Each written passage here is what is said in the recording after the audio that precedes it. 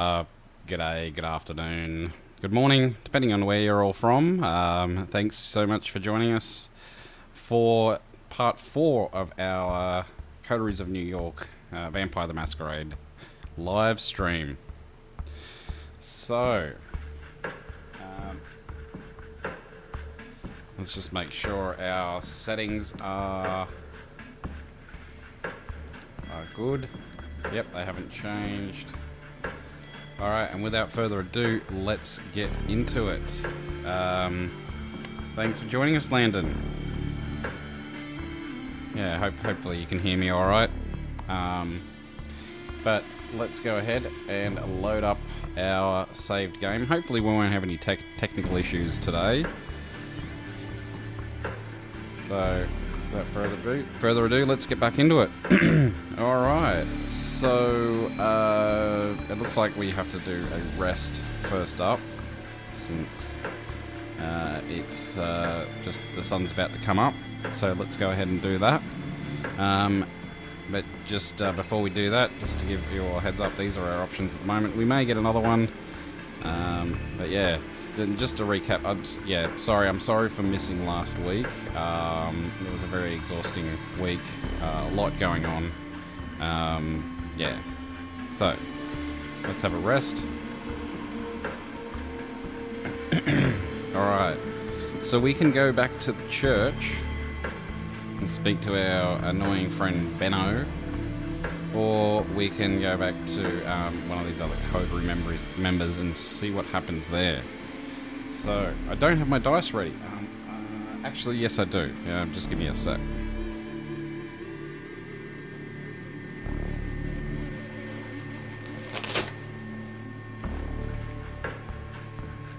So I'll get my die 10 ready.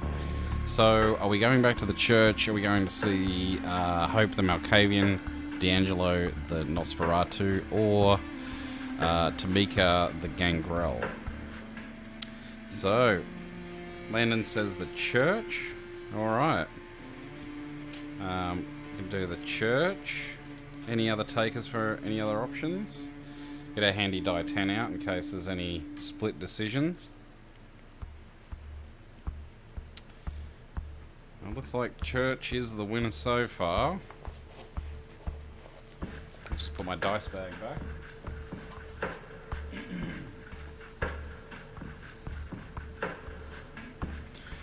Yeah, sorry about the mess behind me, but we did have a D&D game the other night, so... Alright, so far it looks like the church, so let's head there. So, Benno believes the time has come for you to meet Father Anthony. The holy man's presence terrifies you, but... I'll accept that. Approaching the cathedral on the street makes you nervous. You've been here twice, and twice something bad has happened. Or almost happened, as in both cases you ran away. Benno suggested it's time to stop running and experience faith head on. Perhaps he's right. Maybe it is cowardly to take refuge in rationalizations when you know what you felt. The holiness of the priest and your own damnation. Walking towards the doors of the cathedral, you glance at the bench where you sat when you first met Benno. He's waiting for you, sitting and contemplating the cathedral's Gothic architecture. Alright, so first choice. A, I wasn't sure I'd come. 2, are you sure we can meet here? Or C, I just can't let these questions go.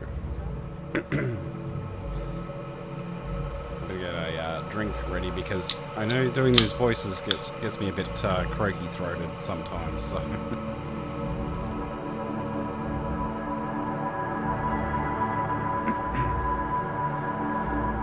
So, I wasn't sure I'd come. Are you sure we can meet here? Or I just can't let these questions go. So Landon says 2 or B. 2B or not 2B. So we'll go with looks like we do have another viewer, but they're not really, doesn't look like they're interacting much, but welcome to you, whoever you are. The silent observer. So we'll go with 2. Are you sure we can meet here? Are you sure we should be meeting here? Don't worry, we're not going inside. Benno looks different than before. Intense. Certain. You've had some time to think about what we spoke of before. So, do we reply with our first choice? I'm not sure what to believe. Our second choice, I want to learn more about Cain. Or our third choice, I think God is with me, even now. I think I know what I would like to choose, but as I've stated previously, we're leaving this all up to the audience. So make your choices.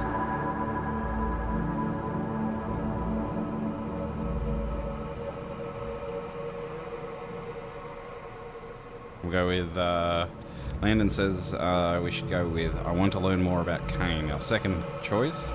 So we'll go with that. I want to learn more about Cain, about where we all came from. All in good time. I have something different in mind for tonight, as you surely remember. Let's go see Father Anthony. It's best not to talk in the cathedral, so I arranged for us to meet him at his home. I have a car nearby. So do we reply with I would have chosen number 2. So yeah, I was quite happy with that choice. But in this one, do we go with this better be on the level, or do we go with the second choice, good idea, or do we go with the third choice, I'm not coming with you?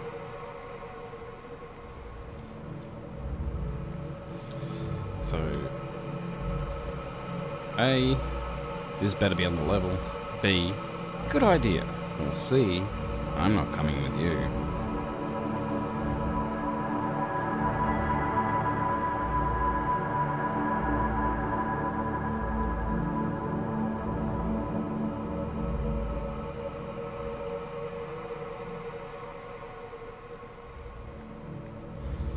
Decisions. Oh, A, for something different. Alright, so Landon says A. I think that's as good a choice as any. So we'll go with this better be on the level. This better be on the level, Benno. We're beyond that kind of tough talk, don't you think? You follow Benno as he walks down the street until you come to his car, a surprisingly pedestrian family sedan. The essence of the Masquerade is inconspicuousness. Nobody expects a vampire to drive a car like this. Benno drives north toward Queens. During these moments, you feel most anonymous. Just another speck of dust in a vast machine, where every action influences the whole in tiny ways. Push confidence. Exactly, yes. Well, we are a Ventrue, so that does make complete sense. The one thing you've learned about the kindred is that they are not lacking in self-regard. Speaking of which, the Prince of a Camarilla city is said to rule the domain, yet how much do they really affect mortal affairs? If you ask a vampire, they'll say a lot. Perhaps that's what made Benno turn inward, the futility of finding meaning in a secret, predatory existence. Benno stops in front of a red brick row house. Row house? I'll say row, yeah. A little run down, but probably not cheap. Benno notes your interest. Father Anthony comes from an old New York family. He inherited the house. When I first met him, I was suspicious, so I checked up on him. Despite the way he keeps putting you in dangerous situations, kindred paranoia seems to come naturally to Benno. Perhaps that's something you can learn from him. Alright. So do we go with, he knows we're vampires, right? Or does he know we're coming? Or do we go for the third one, which is, isn't this a masquerade breach?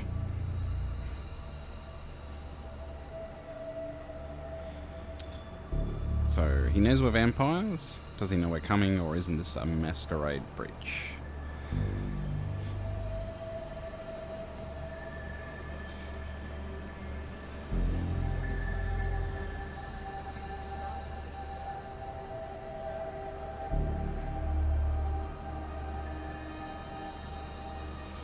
What, I did forget to turn the, ring light up. There we go, that's better. So Landon says we should go with 3. Isn't this a masquerade breach? And that is a good question. So let's go with that one. Isn't this a masquerade breach? I suppose, but we make ghouls all the time. We hunt. The masquerade is threatened regularly with much worse than this. You follow Beno to the stairs, looking around for any signs of an ambush. As you get to the door, the first signs of trepidation hit you. The discomfort, the pain that'll follow once you're inside. It feels like a physical thing, a burning sensation under your skin, in your blood. You look to see how Beno is taking it. He's smiling, eyes closed for a second before knocking on the door. Almost as if he's enjoying the sensation. The door opens and you see Father Anthony's kindly face. Your body feels as if in a vice. You haven't really been bothered by hot or cold since you were embraced, but now it feels like the surface of your skin is overwhelmed with sensation. The fear and terror are paralyzing. Yes, I think so. So Landon says we might learn from his reaction. I'm inclined to agree. Yes. You barely hear Beno's whisper. Come in, you two. I might not know much, but I know enough not to do this on the porch. You force yourself to follow Father Anthony into the apartment. Despite the splitting headache and rising panic, it's hard to take in your surroundings. Everything seems to vibrate, seeking to engulf you. Framed portraits on a mantelpiece, a cross on the wall, a living room with lots of books, many of them old. I'm not sure I can offer you anything. You don't drink tea, I suppose? No, we don't. So, do we reply with, is there salvation for our kind? Or do we just say, we'll be fine? Or do we ask, why do I feel pain? Why, oh why? I honestly don't know. This is actually a difficult choice. I don't know if as a Ventrue would be asking about salvation, but I could be wrong.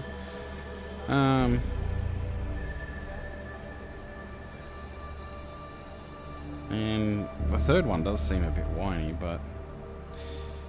So, Landon's tempted with either B or C. Asking why do I feel pain? We can go with C. Absolutely. So we'll go with C.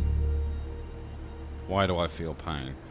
And just, if anyone's interested, I personally would have gone with we'll be fine, but we'll go with C this time around. If this is holiness, why does it feel like pain? Oh, my child, I understand that thanks to your condition, you're under unusual stress. Please, Father, you know this is difficult for us. You'll forgive me if I don't waste time. Father Anthony looks pained. Whether because of the rudeness or out of sympathy for your condition, you can't tell. He motions for you to sit down, but you and Beno are both too agitated to do so. You feel trapped, like a moth being smeared against a burning light bulb. It's hard to look at Father Anthony, but you can't look at anything else either. Beno is starting to look increasingly unhinged. His eyes look as if he's seeing into some divine beyond, just outside the grasp of your senses. Now's the time, my friend. You have to decide if you're ready for salvation. Prove your faith by embracing the Father and letting His radiance envelop you.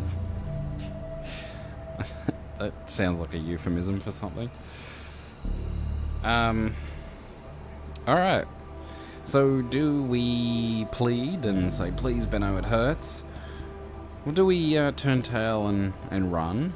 Or do we try and show strength and say, yes, I'm ready?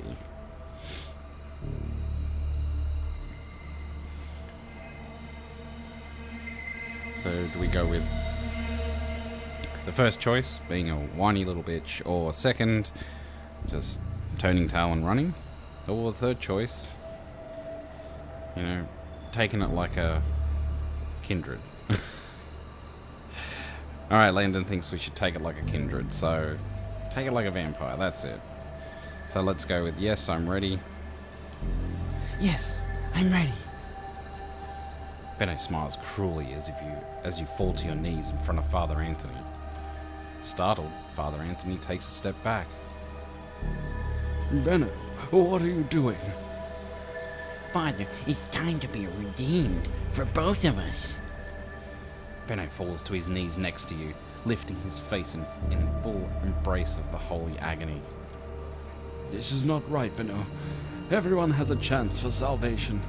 I understand there's something in God's presence that burns you, but you can work through it. Please, Benno, there are many paths to salvation, and we'll find yours. I won't hurt you and your friend. Benno moans in pain, stricken with grief and disbelief at Father Anthony's refusal. Please, Father. They don't even believe. Not truly. Father Anthony looks at you and seems to waver. Even his belief in salvation has limits. Oh, well, that escalated quickly. Our two choices are profess your belief or kill him.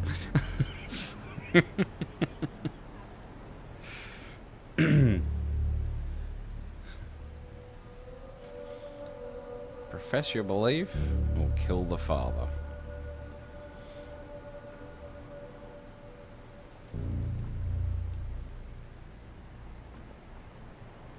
So what do we think?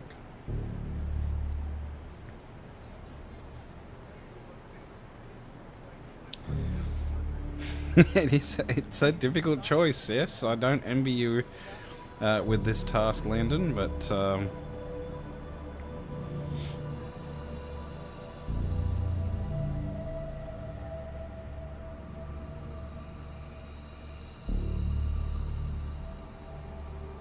leave it up to you. It's audience's choice. So Landon thinks we should go with A. Profess your belief. Let's do it. I believe, Father. I just need to find the way. Do you know the way? Sorry. No. that was a silly little addition, but anyway. Your response makes Father Anthony steel his resolve. He's a man of grace and believes salvation extends to everyone, even vampires. Benno, your weakness blinds you. Sometimes a martyr succumbs to a special kind of vanity, where they imagine their pain is holiness. Yet our goal must be always to help our fellow man and find the right path. Benno is still kneeling. He looks at Father Anthony in confusion and surprise. Please, Father, forgive me. I don't know. Shh, Benno. We have time to talk. Meanwhile, I think it's better for your friend to leave. I can't claim to understand the effect I seem to have on your kind, but I'm not convinced it's all salutary. Father Anthony looks at you kindly. Go. I hope we can talk again someday. There is hope for everyone, even you. You're weeping, tears of blood staining your cheeks. Staggering and stumbling, you retreat to the door, the distance between you and the father already making it hurt less. You hear Benno's whispered confessions behind you as you escape to the night. You're safe, but the implications of your experience are troubling. What does this mean? Whether practical or spiritual, it feels like you have to think about this for a long time. You're free to return to your haven, and there is a distinct temptation to keep the events of the night to yourself. Yet these events cannot be good for the Masquerade. So, Do we keep this under wraps, or do we go and talk to Sophie about it? So, keep it to ourselves, or talk to Sophie?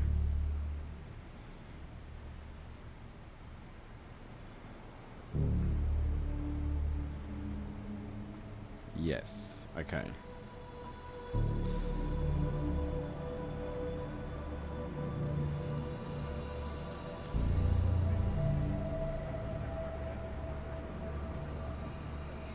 A yes decision. Is that a... Okay, B. Go. You'd like to go talk to Sophie. Alright. Let's go and do that. So Landon suggested talking to Sophie. You make your way to Sophie's apartment, seeking comfort in the anonymity of the crowds of the New York sidewalks. Some are coming from a late shift at work, others are going out. You nod to the doorman and slip into Sophie's building. Go up and knock on the door. Sophie opens the door in the middle of a phone call. She motions you to come in as she mumbles assent to the phone. She could be talking about earth-shattering secrets or an acquisition from an art gallery. Following Sophie's cue, you sit down in the living room. A few moments later, Sophie ends her call and sits down opposite you, regarding you with her usual mix of paternalism and disdain. You appear shaken up. That's not a good look to cultivate in the world of the kindred. So, do we tell her about Father Anthony? Do we tell her about Benno? Or do we tell her that both must be punished?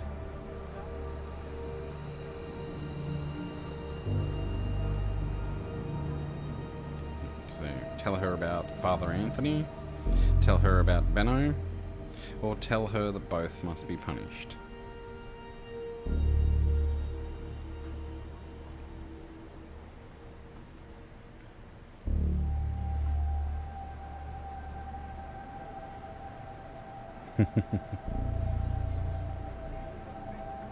Sometimes these aren't choices that I would expect, but it is what it is.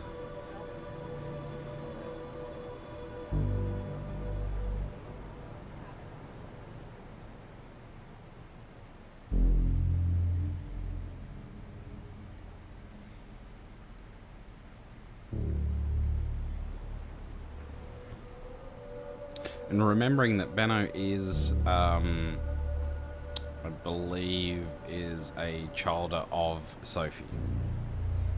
So you think, Landon, that we should tell her that both must be punished? Okay. Your child Benno has been meeting a priest, Father Anthony. It's a masquerade breach. They must be punished. Benno? He was amusing for a while. Sounds like I should have kept tabs on him. This is sad, of course. My child and a man of faith. I'll talk with Kadir and make sure neither of these unfortunates endanger us. Now you should leave. Sensing that Sophie is in a strange mood, you discreetly leave the apartment. As a vampire, you're supposed to protect the masquerade, and that's what you did. You did the right thing. Yet still, it doesn't feel like you did. Oh dear. Alright. So now we have three choices. Now we have dealt with D'Angelo before. But our two other options could be intriguing. We've got Hope the Malkavian and Tamika the Gangrel. And I should take an opportunity to tell you all some news. I will be starting a new series. It won't be for some time, in August. The Baldur's Gate 3 official release has been announced for August of 2023, so I will be doing a Let's Play of that when that is released. Additionally, there is a new MechWarrior 5 DLC coming out, Rise of Razelhag, so I'm hoping to do a Let's Play of that, and I probably will make this a single player campaign Let's Play, since our last one kind of fell through, so I'll probably be doing that. And I believe in May of 2023, Vampire the Masquerade Swan Song will finally be coming to Steam, and I hope to be doing a Let's Play of that as well. So, just to bring you all up to speed. So yeah, we've got A, Hope the Malkavian, B, D'Angelo the Nosferatu, or C, Tamika the Gangrel.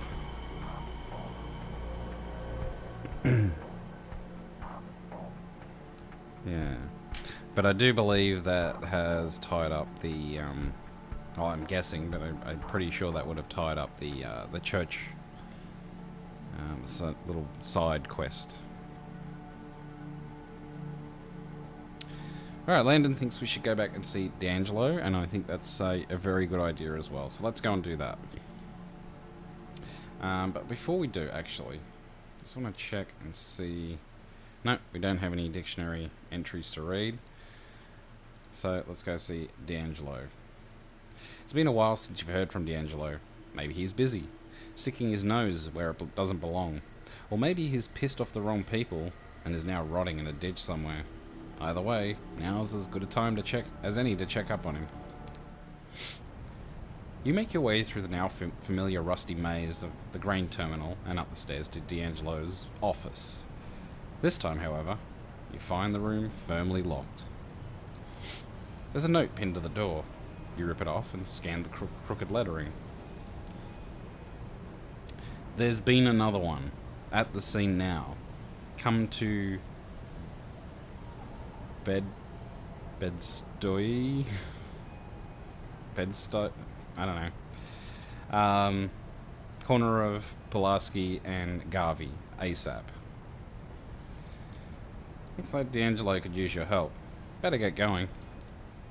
As you approach the address D'Angelo gave you, a squad car passes you by, sirens blaring.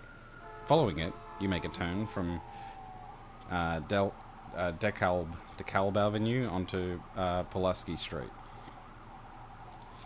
Sure enough, the street is awash with the red light, and the 4 or so police cars parked on the nearest corner, next to an ambulance, confirm that you're in the right place.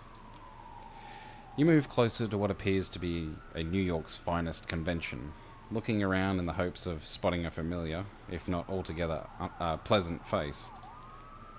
No such luck. True to his Nosferatu lineage, D'Angelo was nowhere to be seen. You stop on the sidewalk across the street, trying not to draw attention to yourself. All of a sudden, one of the cops standing by the entrance to the building looks straight at you. He does a double take, and you instinctively look away. Bad move, you think to yourself, as you notice him making his way toward you. Alright, so... do we calmly wait for him to approach? Or do we start walking away? Or do we make a run for it? Well, so making a run for it, I know, is a dead giveaway. Funny story about a guy I know who did that, and drew even more attention to himself. Or do we just start walking away? Or do we just stand there and wait for him to approach?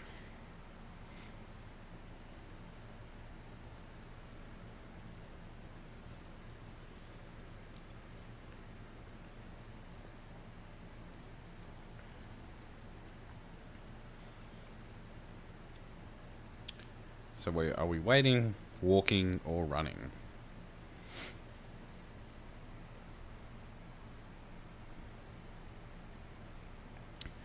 I think that's a wise move. Landon says A, and I wholeheartedly agree. Calmly wait for him to approach. Not allowing panic to set in, you stand your ground, doing your best ordinary citizen impression. The cop waddles across the street towards you, his sense of authority putting that extra spring in his step. You try to remain calm, even as he puts his hand on his holster. Shit. You can't help but mouth the word. This is about to get messy. Suddenly he stops, as if instinctively realizing that he was just inches away from a grisly demise. He waves at you dismissively and yells in a thick Brooklyn accent. Oh, God, I can't do a Brooklyn accent. I'm not even gonna try. Hi, Ms. Nomad. Welcome to the stream. Am I getting ready for Christmas down under? Of sorts, kind of. We've got a Christmas tree up, so... but yeah, you'll notice my lack of decorating in this room. Yeah, but we're slowly getting there. How about yourself? So, I'm not even going to try a Brooklyn accent. Yeah. Hey, this is an active crime scene. Be on your way. Relieved, but trying not to show it, you put on your grumpy New Yorker face and start to walk away. As you make your way past the dark alleyway, someone grabs you by the arm and pulls you into the shadows. If the smell of cigars and cheap cologne didn't give him away, the gravelly voice sure does.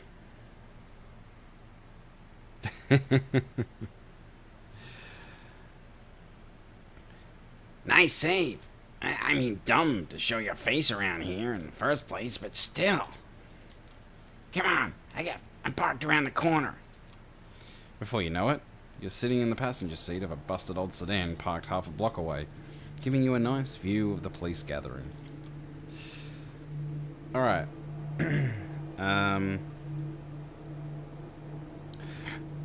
So Ms. Nomad says, that's more than I've got done. And then money is short, repairs to truck. Yes, I just had my car put in for service, and fortunately it's not too bad, but I need all new tires and a wheel spline.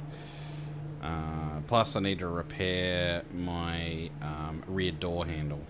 So, okay, so our options here are, we have a feeding opportunity. And we can say we can take them, or we can say let me talk to them, I'll get us in, or do we suggest that he does his shadowy skulky thing?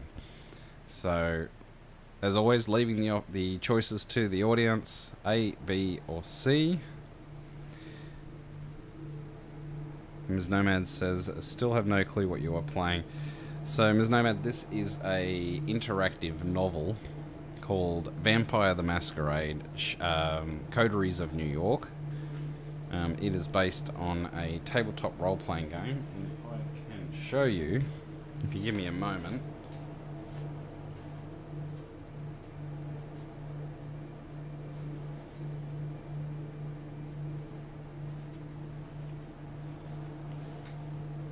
It's the role-playing game book here. It's the Vampire the Masquerade 5th edition. So, we're hoping to actually sit down and play that at some point.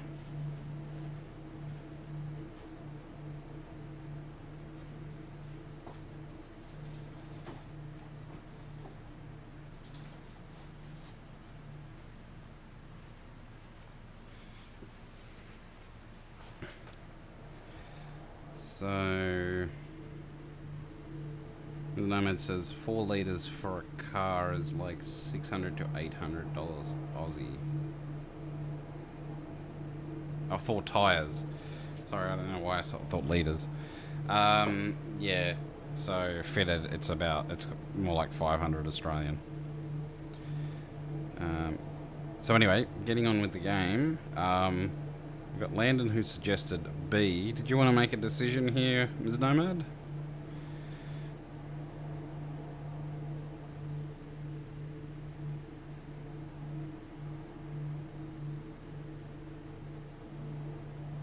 Uh, 12 tyres for the tractor, or what we call a prime mover.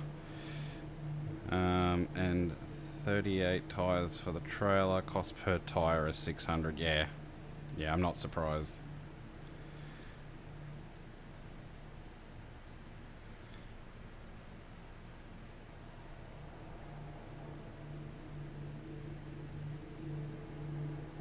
Yeah, I'm really not surprised. That sounds about right. Tyres here are about 1,000 Aussie dollars. But truck tyres. Like semi-trailers, yeah. So, we're going with B, or is Ms. Nomad going to go for something different, maybe?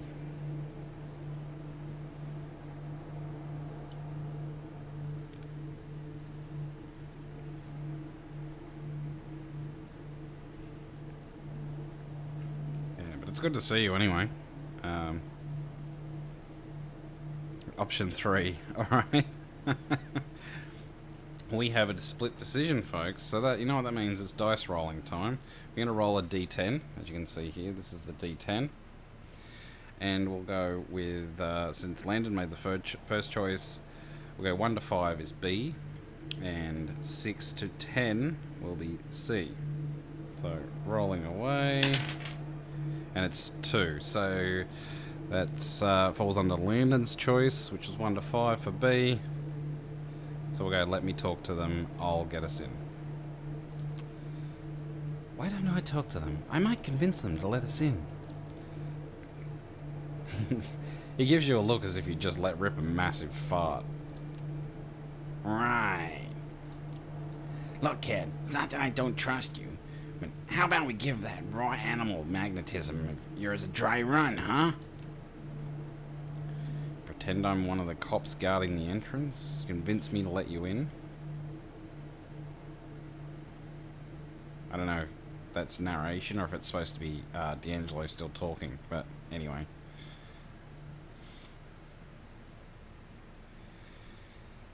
Alright, so do we pose as a detective?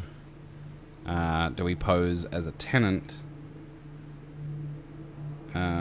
Or do we just use our vampiric powers?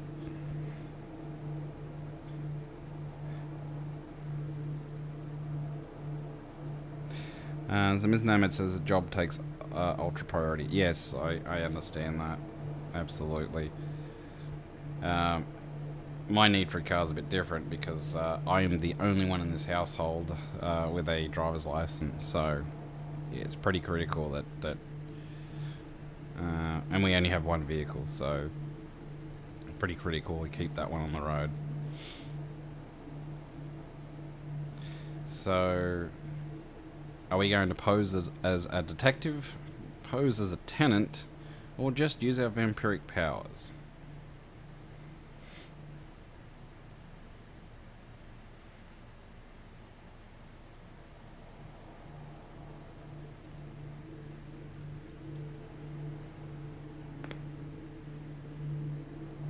Remembering that we have, so Ventrue, we have Dominate, so we can command people to do things.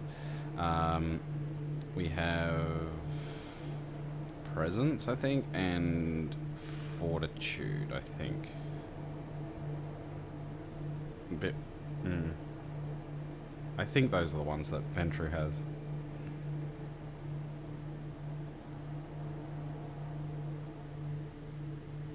So A, B, or C.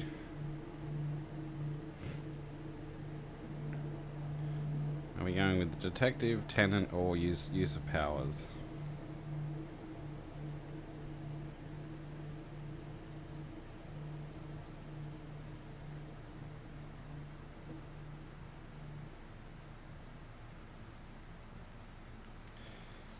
Ms. Nameth says, it's going to zap your link to a webcam in town where I live. Hope you don't get too cold looking at it, lol. Okay, you just send me one over Discord. So Landon says C, use of vampiric powers. And obviously I probably won't be able to look at the link until after the stream, but yeah, certainly.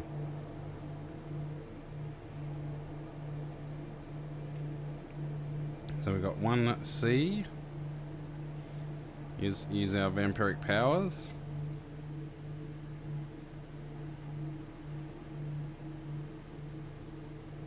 And what choice do we have from Ms. Nomad?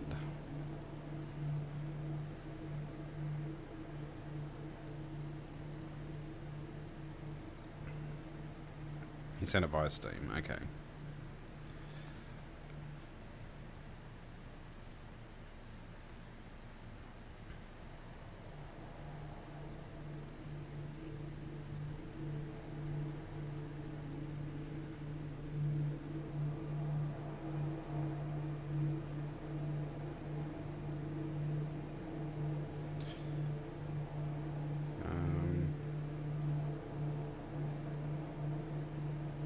Pose as a cop, they're corrupt.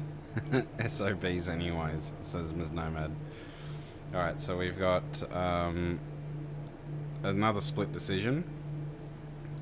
So with Landon being the first person who got in the choice, which is C, we'll make C 1 to 5, and we'll make A 6 to 10. So rolling the dice, it's another 2.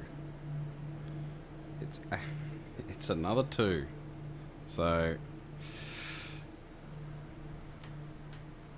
please pick A, B, or C. No, we'll go with using our powers since Landon's choice won again. I'll just use my powers. Evening, officers. You might not have noticed, but I am in fact a vampire, and I have just used my unholy powers of persuasion on your feeble minds. Now, why don't you piggies go grab yourself a donut and fuck off for a while? Okay, thanks, bye. Wow. Well, okay then. I guess that might work. See? Nothing to it. Fair enough. Go get him, Tiger. I'll stay close by just in case things go south. You get out of the car, slamming the door a bit too loudly for your own good. As you cross the street, you already feel like you made a big mistake. Oh well, too late to turn back now. Might as well give it your best shot. As you approach the cops, your whole body tenses up. It's funny that this would make you nervous, considering all you've seen these past few nights. And yet, it does. The two officers seem to be engaged in a heated debate regarding last night's Mets game. You stop just a few steps away and open your mouth. What is it? Whatever's about to come out, it better be good. Okay. Well, we still have the option of... No. Okay, so Ms. Nomad's saying, Landon, I'm just here to talk to my friend. I have no clue what this is. I honestly shouldn't pick anything. I'm stupid. You are not stupid, Ms. Nomad.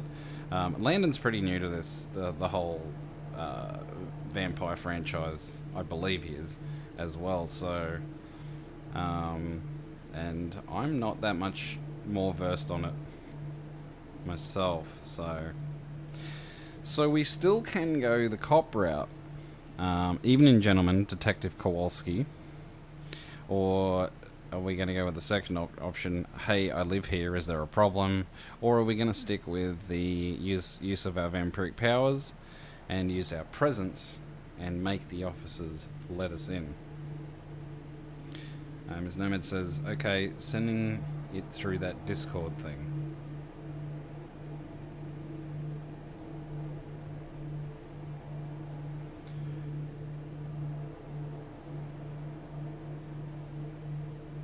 Well, I'm not sure if I should be opening up Discord now. Like, I'm in the middle of a live stream, so... maybe I can do it on my phone.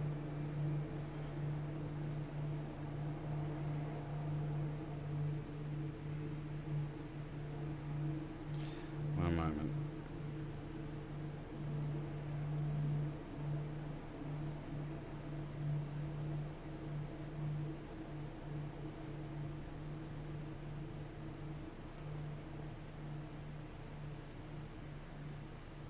Go.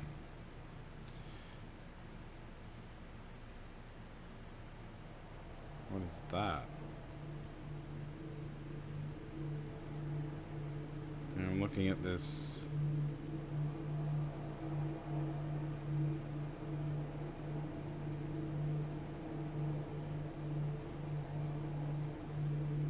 Oh, okay, I gotcha. All that snow.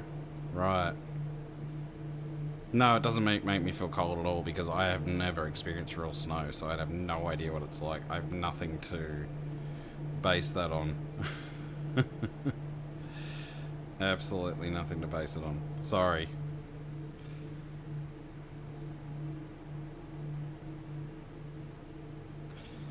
Alright. So, Landon says yes. There's no man, you have it both ways, whichever works easier. You don't have to rush to open it. Well, I did. And that is a webcam from one of the ski resorts in town. Well, we do have snow in Australia. It's just I've never been there.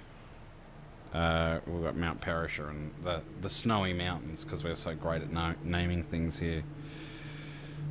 Landon's asked, let's return to the game if we can. Yeah. I am trying to get through this one so we can get on to the next part, which is... so after this one, we'll be doing Shadows of New York, which is another Vampire the Masquerade game. So as going over those options again, it was A, Evening Gentleman, Detective Kowalski. B, hey, I live here, is there a problem? Or C, Presence, make the officers let you in. Ms. Nomad says, Hewlett, you take care, happy holidays to you and your family, leaving before Linda Knoll gets upset at me. No, trust me, it takes a heck of a lot to upset Landon. He's a very chill dude.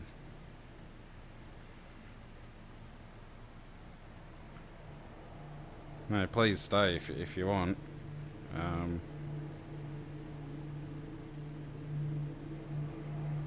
So Landon says A or C. Seems like a choice. Nomad says, hope all is peaceful for you. To be honest, not really.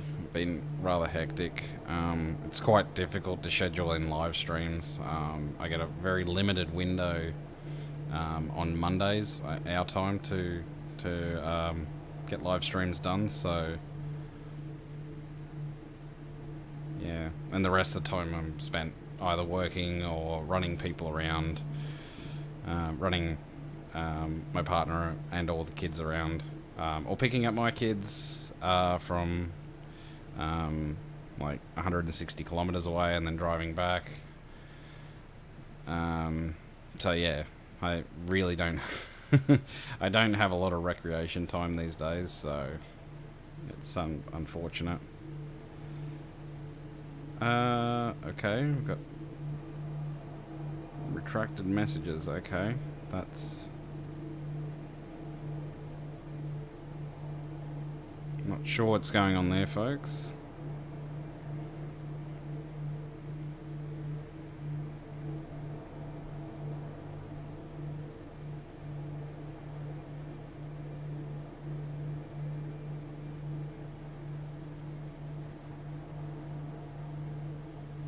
Alright, Landon says C.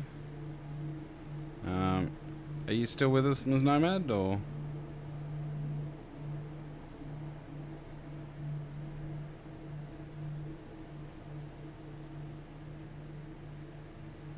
Look, I think we've...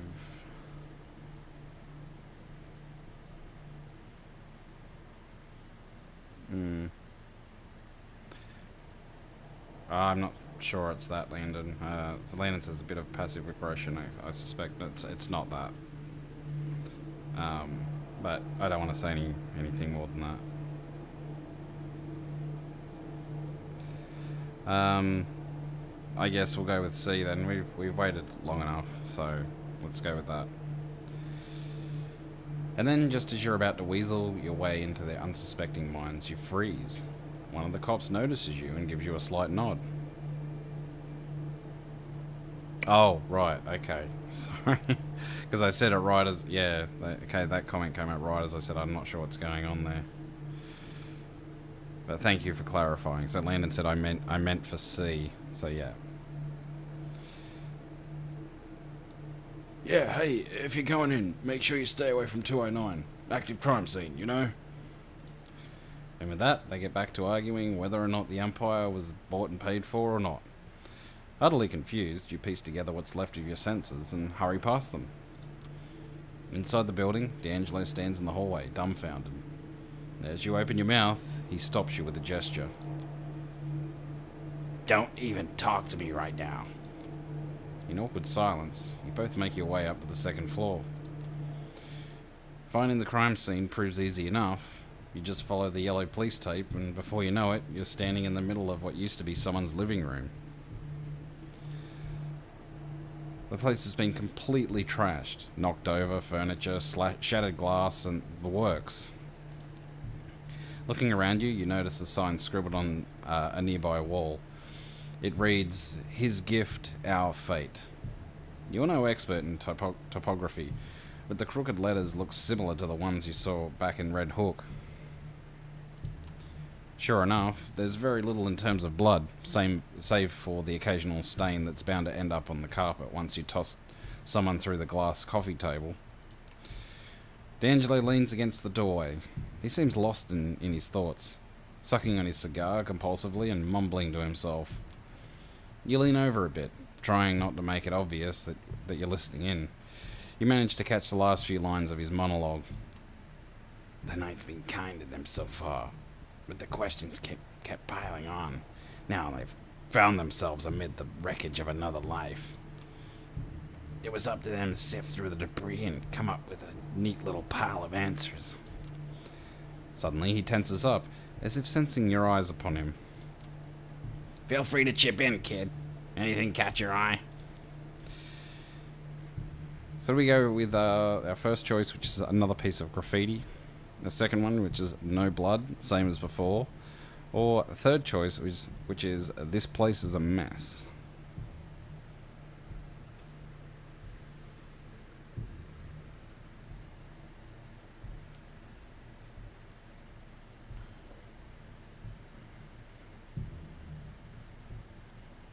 So, A, another piece of graffiti.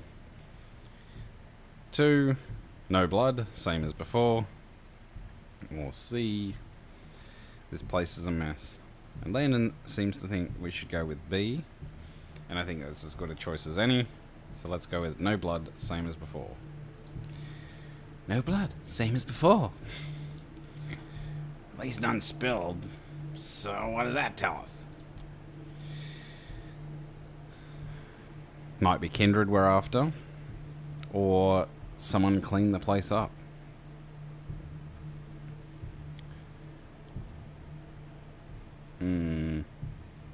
Cleaning blood's not as easy as it as some people seem to think it is. But yeah. Would it necessarily be kindred? I think we did establish something similar before, but I'm leaving it up to the audience.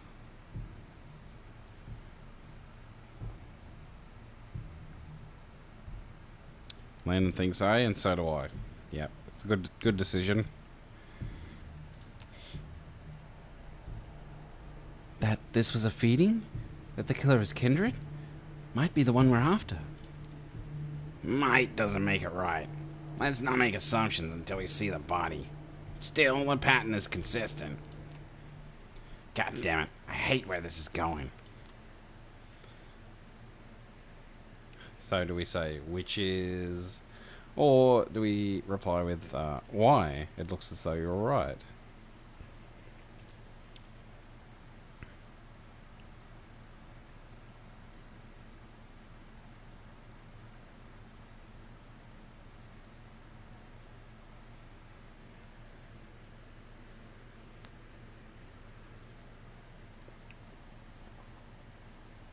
So, which is, or why? It looks as though you were right. Good choice, Landon. I think A as well. Which is... Maybe you're right. About thin blood involvement, I mean. Anyway, looks like we're not getting any more out of this place. No way around it. We gotta see the body. So, do we ask, is that really necessary?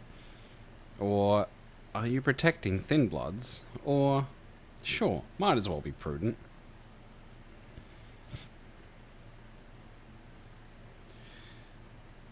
So, is it necessary? Are you protecting thin bloods? Or, sure, might as well be prudent.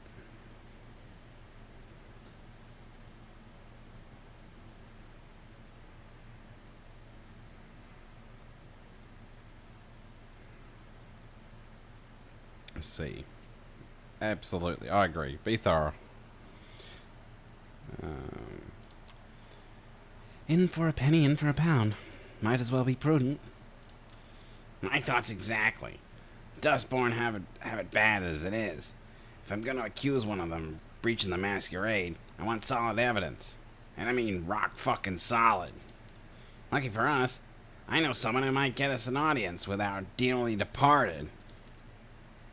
To your surprise, he pulls out a cell phone. A busted old clamshell. He flips it open and spends a good minute browsing through the contacts, muttering to himself. Finally, he makes a call. Hey, you know who this is. Yeah, that favor you owe me, time to deliver. Listen, I know you got a fresh one. The murder in Bedstoy. I'm going to say Bedstoy. I have no idea how to say that. I need to take a look. Yes, now.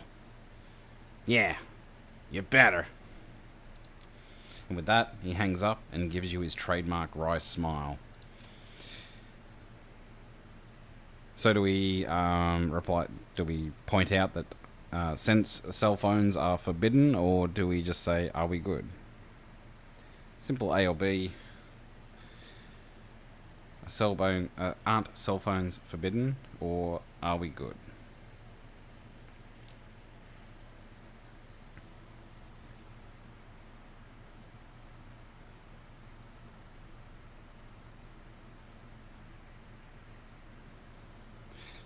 Atlantis, it seems like a good way to say it.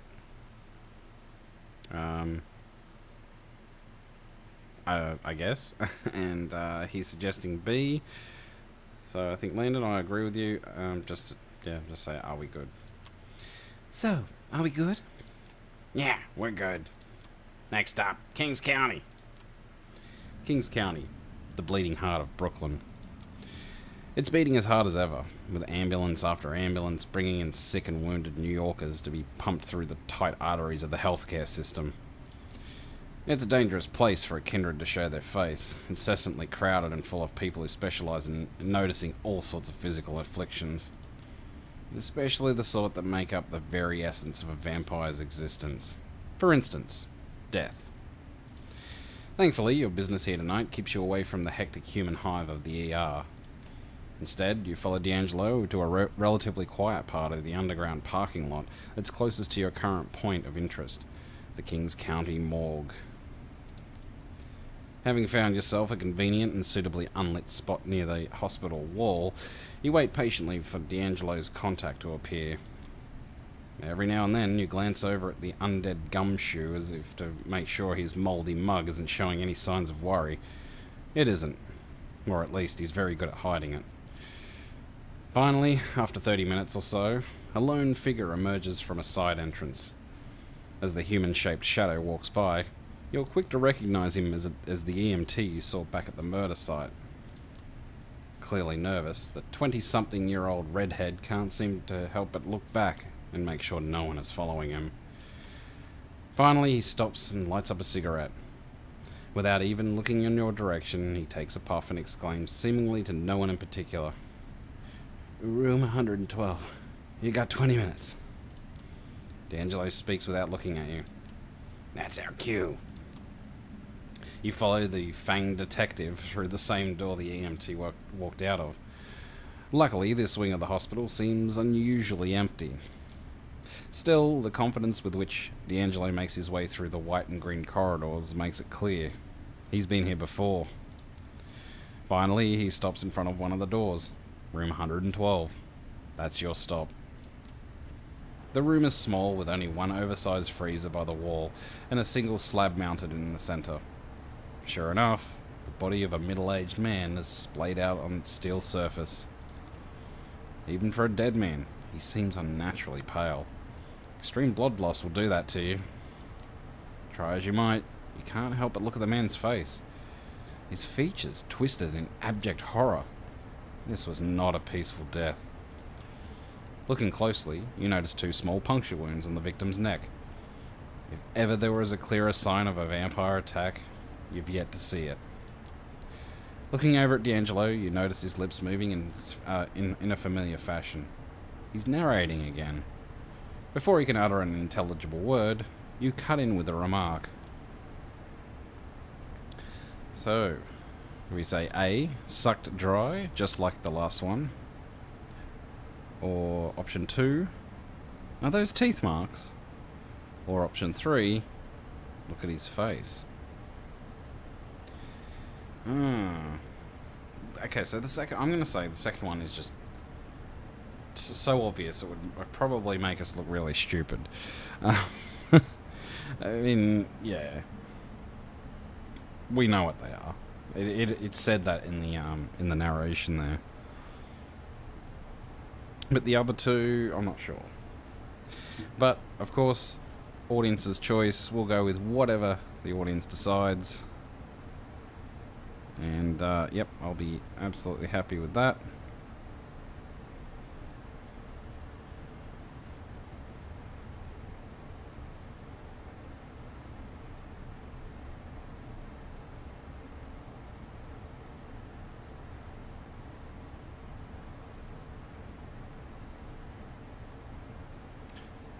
So, suck dry, just like the last one. Are those teeth marks? Or look at his face. So Landon thinks A, sucked dry, just like the last one. And I think, yeah, we'll go with that.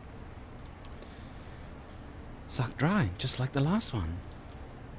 Yeah, I'm guessing you noticed the teeth marks as well. He points at two barely visible marks on the victim's neck. Dead giveaway. Fuck. As if on cue, the door swings open. A tired-looking man with a stethoscope around his neck walks in, with his eyes fixed on his clipboard, and he doesn't appear to notice you. Yet. Ooh, okay.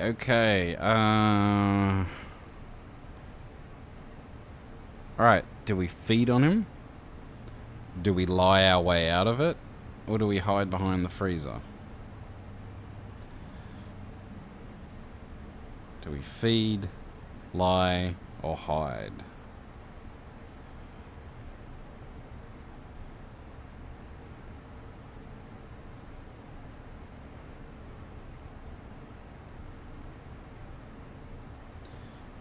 Feed, lie, or hide?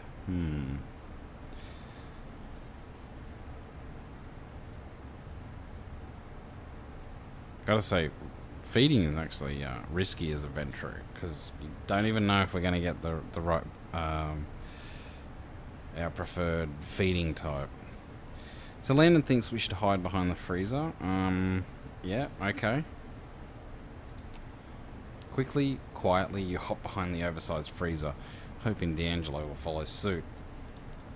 Pressed against the wall, you tense up, hoping for the best, but expecting the worst.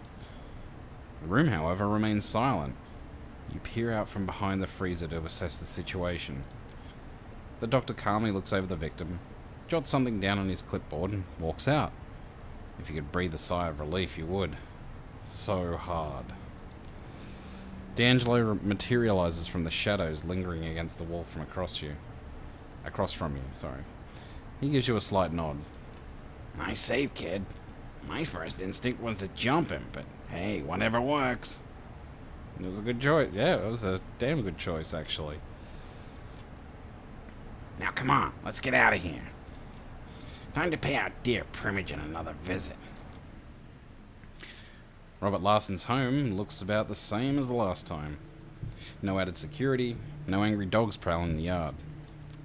It appears the thin-bod Primogen would rather risk another visit from his old pal D'Angelo than to arouse suspicion of his family and neighbours. Which is good, considering what he's about to get. Sure enough, the light in Larson's study is on, and you even catch a glimpse of the man himself shuffling around the room. You look over to D'Angelo, wondering how you're going to get Larson's attention this time. Without a single word, D'Angelo walks over to a nearby street lamp and leans against it, making sure he's visible to any and all who would happen to look. Looks like time for subtlety is over. It only takes a couple of minutes for Larson to take notice. You see him lean against the window and storm out of the room. In mere seconds, he's out in front and in D'Angelo's face. Listen to me, you moldy fuck. I've had just about enough of your shit. You want to pester me, fine, but leave my family out of it. For a moment, D'Angelo just stands there, motionless, allowing Larson to get his frustrations out. Suddenly, he grabs the Thin Blood by the collar, lifts him off the ground, and smashes his back against the lamppost. Are you finished? Alright, now listen to me and listen good. You think I'm enjoying this? You think I'd like to be jerked around? You think I got nothing better to do than hang around this little puppet theater you've made for yourself? Now, either you give me a lead I can follow, or I'll start remembering things you'd rather forget. For the first time since you met him, Larson looks speechless, his eyes wide with fear. He can only mutter under his breath. You wouldn't dare. Try me. Cue awkward silence. You stand there, shifting your eyes from one vampire to the other. Guess it's time to either press the advantage or play the good cop. Alright. So do we go with come on Larson, spit it out? Or do we take the second option of take it easy, D'Angelo? Or the third option of let's all just calm down?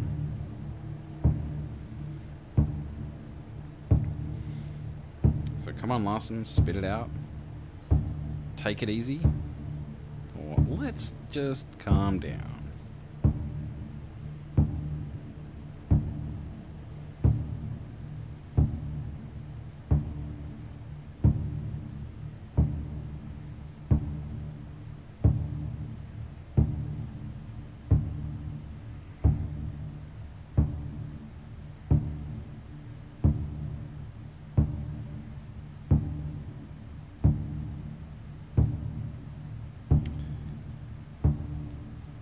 A, although C is a good option too. Do you want to... Alright, we'll dice roll it. So 1 to 5 is A and 6 to 10. Alright, no dice roll. No dice. We'll go with come on Larson, spit it out. Come on, Larson. Give us something. It's been a rough night. See, Robert? My assistant here is tired of your shit, too. So what's it gonna be? If you want my help, put me the fuck down. With his feet back on the ground, Larson straightens his collar in a faint attempt at preserving some shred of dignity. There's a place in Manhattan, Lower East Side. One of the few places in the city where my people can find shelter. Yeah, I know it. If you go there right now, you might find what you're looking for. D'Angelo stares at him for a moment, just long enough to make it uncomfortable. Wait, better. Finally, D'Angelo loosens his grip. You both watch Larson limp back to the house, looking back over his shoulder, like he's going to tell the teacher on you. You look at your partner, meaning to ask what that whole things you'd rather forget deal was. As if sensing your curiosity, D'Angelo cuts in with a preemptive mutter. Come on, we got what we came for. As you reach the address Larson gave you, you find yourself standing in front of what looks like an old garage. On the outside, the place looks as uninteresting as it gets. You'd think it abandoned, if not for a few barely working lights illuminating its shabby facade. Once you're inside, however, if ever there was a place worthy of being called a wretched hive of scum and villainy, this is probably it. The room is littered with drunks and crackheads, human and thin blood alike, their minds lost in their cruel little worlds, their bodies splayed out across the floor. D'Angelo leans over and whispers in your ear. I'll cover the back door. You stay near the front. Let's look around and see what we can find. Before you ask what exactly you're supposed to be looking for, D'Angelo just disappears into the shadows.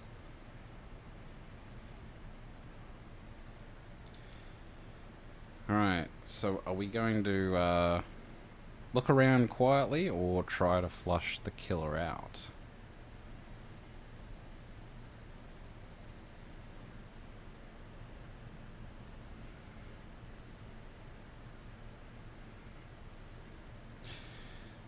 So A or B?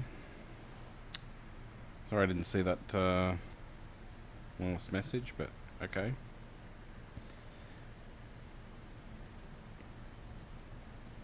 You think, look around quietly, alright?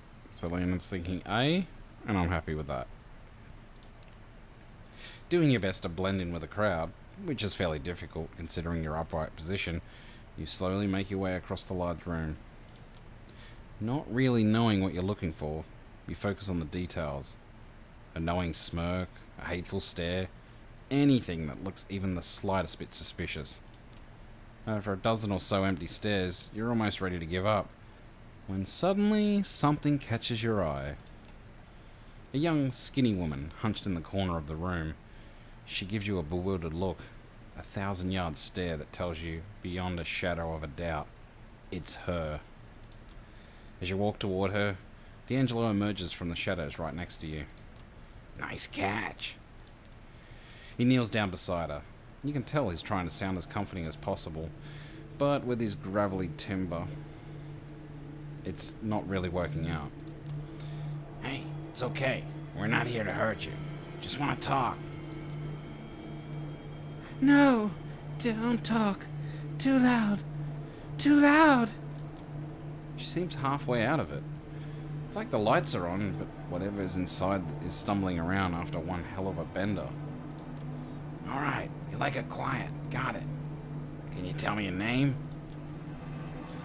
Sana. That's what he called me. Suddenly you hear the door swinging open behind you. Even though the night is fairly warm, a cold chill runs down your spine. You look toward the entrance. There's a woman standing there, and something about her just screams kindred. Even though she seems comically overdressed for the situation somehow, somehow you don't feel like cracking a smile. Whoever she is, you can tell she means business. She starts making her way to the back of the room, not making any effort to sidestep any of the junkies and drunks. They all know well enough to get out of her way. Acting out of bravery or sheer stupidity, you walk up to her. She looks at you as if you were something she just scraped off her shoe. You smile nervously, without even knowing it. Okay. So our options here are, hello there, and who might you be? Or do we say, hey, what's a girl like you doing in a place like this? Or do we try and act tough and say, hold it, what's your business here?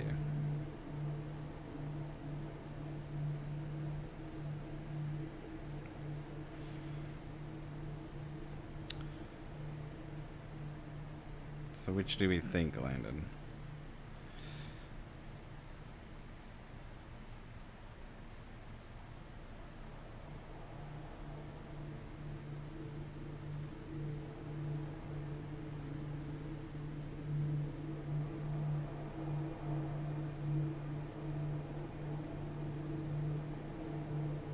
Our choices are, hello there, and who might you be?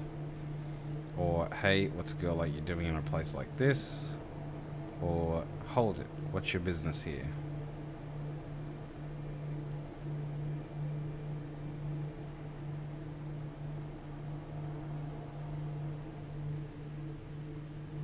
It's actually getting quite warm in here. I wonder if, sorry folks, I might have to just, go upstairs and check to see it, make sure the kids haven't turned the, same again, eh? I'm wondering if the kids have turned the air conditioning off upstairs. If they have, oh god, I won't be happy. It's actually starting to get really warm, which is unusual considering it's like 5 p.m. Alright, so hello there, and who might you be? We'll go with that. It's a little arrow. I'm assuming you're pointing at the same one, so we'll go with that. As soon as you open your mouth, her hand shoots out, grabbing you by the throat. The woman looks at you, tilting her head as if examining a curious species of insect. Suddenly her eyes shift as she notices something behind you. Her face turns from disgusted curiosity to sheer annoyance. You. Hey, Val. That's my assistant you got there. Do you mind? She rolls her eyes. You feel the grip on your neck loosen and you awkwardly fall to your feet. She makes her way toward D'Angelo, pushing you aside like a rag doll. Where is she?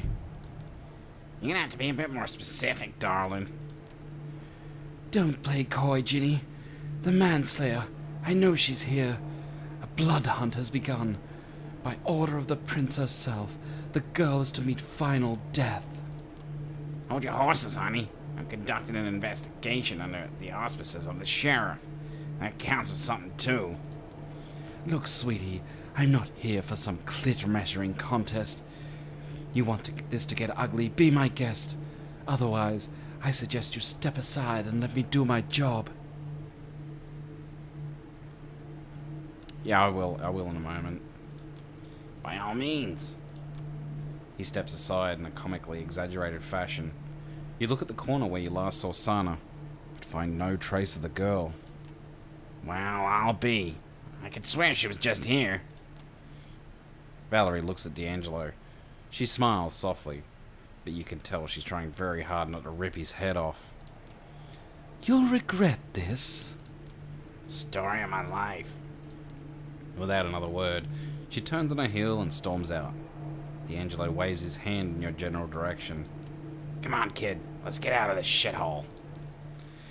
As you emerge from said shithole, you feel the cool night breeze caress your face. It's soothing and almost makes you forget how shitty the last few hours have been. Almost. Okay, kid. I know you got questions, but it's getting early and I don't feel like having a Q&A session right now. For now, you get one question. Make it count.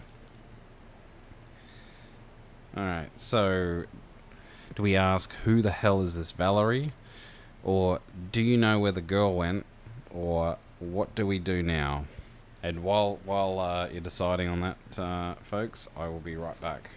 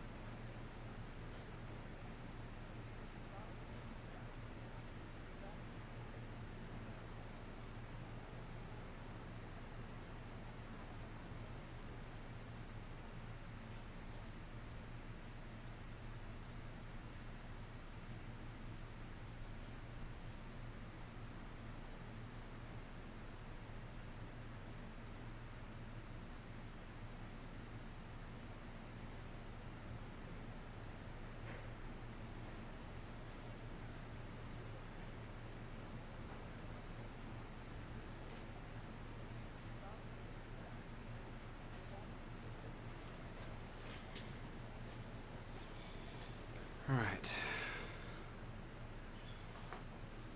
So, looks like the fan was turned down. And welcome to all our new viewers. Sorry about that little pause there. So, again, our choices are who the hell is this Valerie? Or do you know where the girl went? Or what do we do now?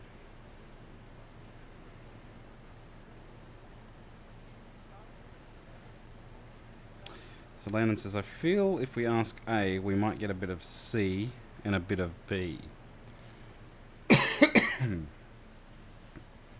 Possibly.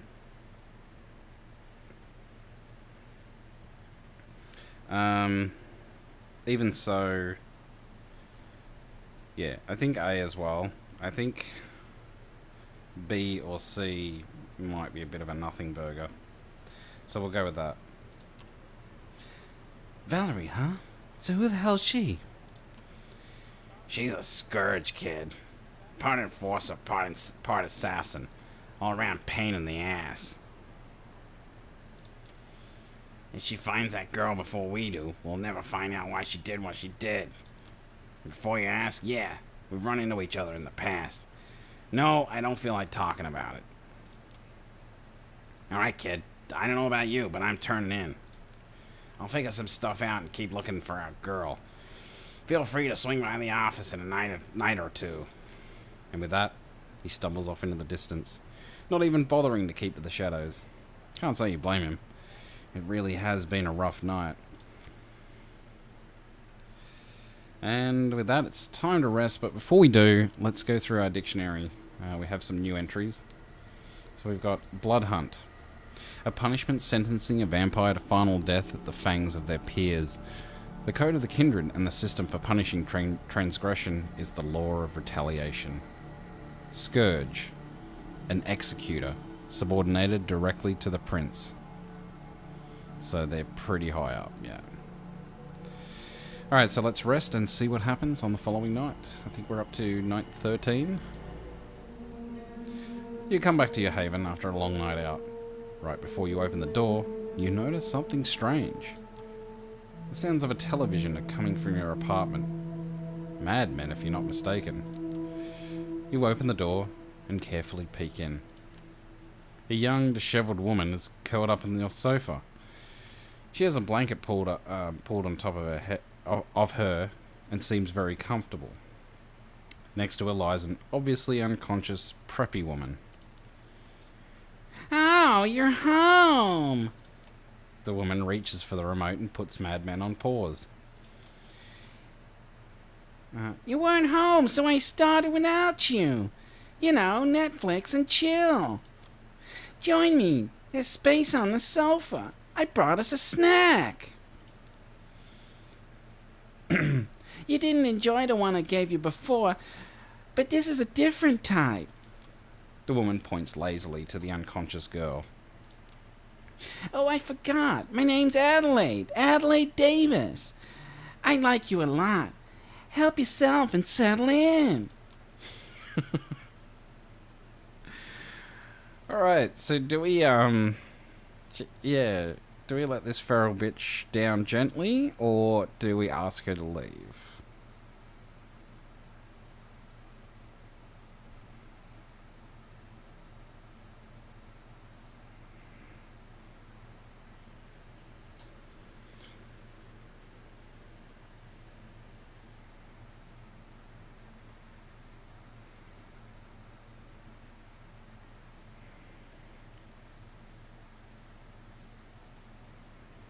So let her down gently or ask her to leave. Let her down gently, okay. Thank you for all you've done for me. Still, the sun is coming up soon. You don't want to get caught here. Oh, that's so sweet. I don't mind. I can spend the day with you. Alright, so somebody might come in, or we should go on a proper date first. Or you're a season ahead of me, I think. So A, somebody might come in. B, we should go on a proper date first. Or C, you're a season ahead of me, I think.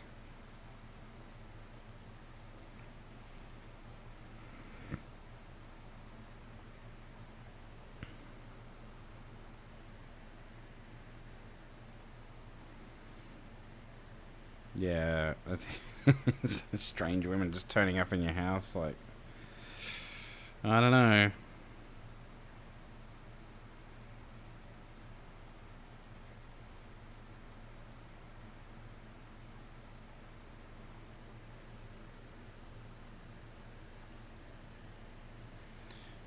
Landon suggesting a dice roll, okay. So, rules of a three-way dice roll will go 1 to 3 is A, 4 to 6 is B, and 7 to 9 is C, and then a 10 will be just dealer's choice. So, if Landon's sure with the dice roll, we'll go with that. And it's a 7. So that's 7 to 9, which is the last one. You're a season ahead of me, I think. Oh, in that case, I'll go. Let me know when you've caught up and we can watch it together. Adelaide stands up to leave. The door to your apartment opens. Someone with the key. Sophie. Adelaide Davis, the curse of Snug Harbor in the flesh. This is a new low for you, fledgling. Adelaide looks at Sophie murderously before fading from view. I hate it when they disappear. They should have enough manners to slink away in embarrassment so we can all enjoy it. Sophie waits for Adelaide's shape to leave the apartment before she speaks. The Clan of the Moon. Did I not advise caution when dealing with them? As you watch, Sophie makes a phone call. 10 minutes later, 2 of her servants arrive to remove the unconscious girl sprawled on your sofa. Jesus. You clearly need my help. It won't happen tonight, but let me see if I can resolve your stalker problem for real. You'll have to wonder what Sophie meant by that as she leaves your haven. So rest time. Sophie requests your presence tonight, and it seems urgent. You find her already waiting for you and clearly pondering something. It takes a few minutes of awkward silence before she speaks. I require your assistance, Diana. There is a matter of great importance that I need to ask you to resolve for me. You'll find what I'm about to say surprising, I'm sure, but I need you to hear me out. I need you to contact an important anarch figure in New York City and arrange a meeting for us. It was odd. Yes, it was, Landon. So do we ask, aren't meeting with anarchs forbidden? Or I'll be setting a trap, right? Or do we go with the third option, which is, what business do you have meeting anarchs? So, quick reminder that the 3 main sects in Vampire the Masquerade are the Camarilla, or Camarilla, which we are sort of getting involved with. And then there's the Anarchs, and then there's the Sabbat. We so far haven't had any dealings with the Sabbat, only with the Anarchs, and of course the Camarilla.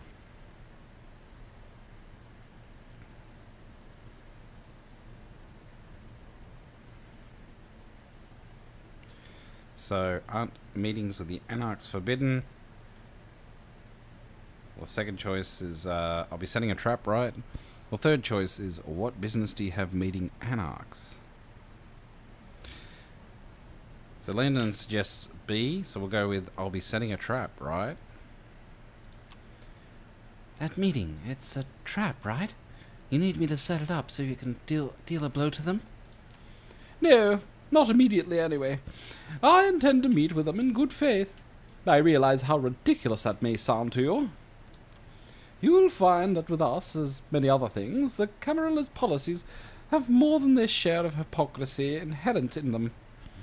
It comes hand in hand with using medieval power structures. What we are forbidden to do, the prince may do willingly. Some of these things can be done in the open, while others are kept secret, as to not invite discord and discontent. I need to contact a man named Torque. He's an influential member of the movement, and, like most of them, very suspicious of the Camarilla. That's why I'm sending you to extend my invitation. So our options are, how do you know he'll talk to me? Or, why me? Why not go yourself? Or, what are you scheming?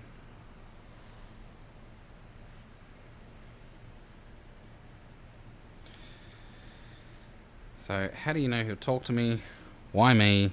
Why not go yourself? Or what are you scheming?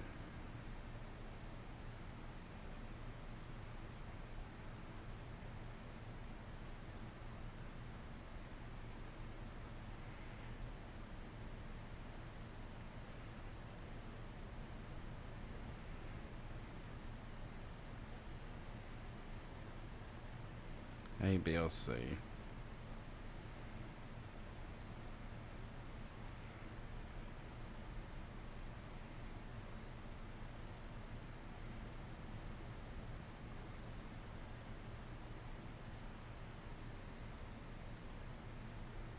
Oh, give me a moment, sorry.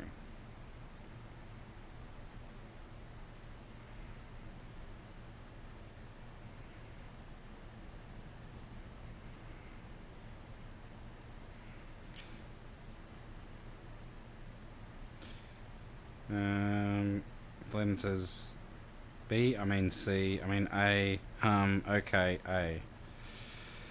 Okay. How do I know he'll even talk to me? He won't. Not yet, anyway. You need to start further down the chain, and with the right story to spin. From my limited sources adjacent to the movement, I have gathered that your best chance to speak with Torque is to first meet with his right-hand woman, Mia. She is a regular at a club called the Leech Pit. I think it would be best if you presented yourself as an anarch hopeful, a fledgling looking for a place of belonging. Only after you talk to Torque directly, you should mention my name and the meeting. Talk to Talk. Okay. Oh dear.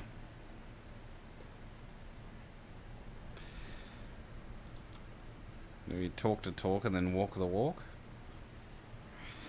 Alright. Yeah, that makes sense. Or B, I don't know. It sounds risky. Or C, lying to them won't make them trust me.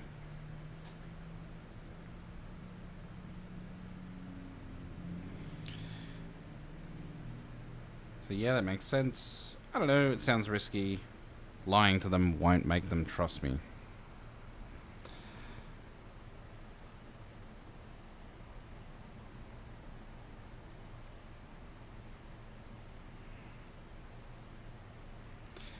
So you think C. Lying to them won't make me trust me. So Landon's going to go with C. I agree with that.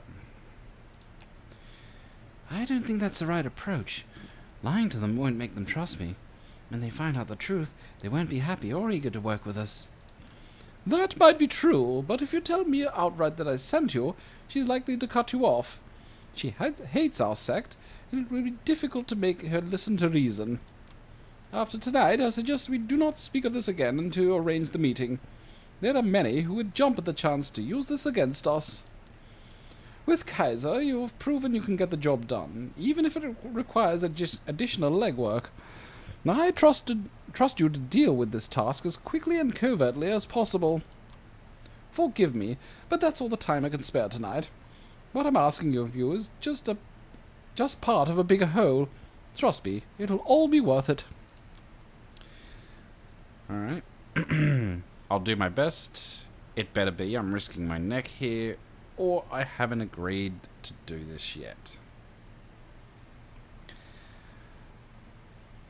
I do my best. It better be. I'm risking my neck here, or I haven't agreed to do this yet. So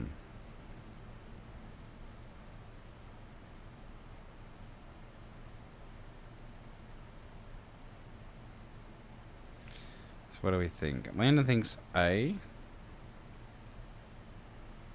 So we'll go with A. I'll do my best. Okay, I'll do my best. Excuse me. I know you will.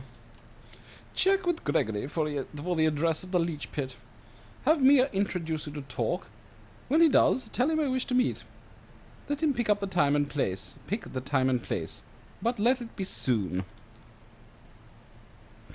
If he proves too guarded, tell him I have something that will help him gather allies against Boss Callahan. That should pique his interest. Good luck, and obviously not a word about this to anyone else, not even the new friend you might have made in recent nights. This stays between us. The way she says that final sentence suggests a not-so-veiled threat, but her warm smile belies that impression. You want her to keep trusting you. You wouldn't want to disappoint her. Gregory gives you the address. The club is in Brooklyn. Apparently, it's some kind of heavy metal bar with a dedicated concert space. Time to pay this Mia a visit. The place is teeming with people tonight. You arrive in the middle of a concert. The music is loud, almost deafening, and it takes you a while to get used to it. This is not your scene at all. You can barely focus through the noise, but you grit your teeth and decide to bear it. The sooner you find Mia, the sooner you'll get out of this hole. Alright. A group of a few dozen patrons are tightly packed together, and the smell of their sweat and youthful, excited blood overwhelms you momentarily. It's with some difficulty that you turn to the task at hand. You've heard your share about the anarchs and how they fit into kindred politics.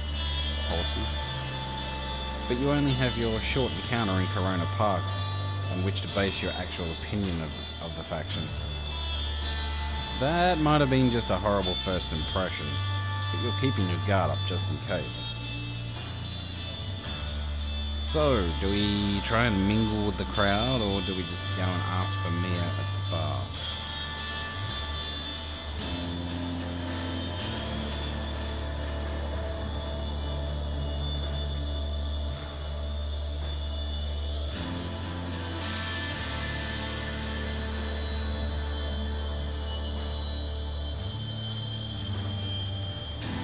Mingle with the crowd, or ask for Mia at the bar?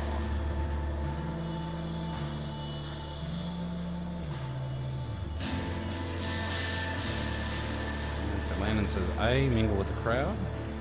Let's go with that. You take a walk around the club. There are a few side rooms and a spacious bar area. You listen in on conversations taking place with voices hoarse from shouting. Walk in on a particularly sloppy threesome in the bathroom, and eventually hit the dance floor for a better feel of the place. As the concert comes to an end, you witness one of the guests, a feisty-looking girl, get into a scuffle with a much larger, drunk guy. She doesn't seem to appreciate him reaching around her waist, slapping him with an audible crack that sends him to the ground, unconscious. Two bouncers break up the crowd and pick up the drunk to carry him outside, without so much as questioning the woman. You get an inkling that she might be the one you were hoping to find. You approach her as she's about to leave. Yeah, the fuck do you want? She's still seething and bares her teeth for just a moment, but you've learned what to look for in kindred. You're pretty sure she's one of you. Oh, what's going on with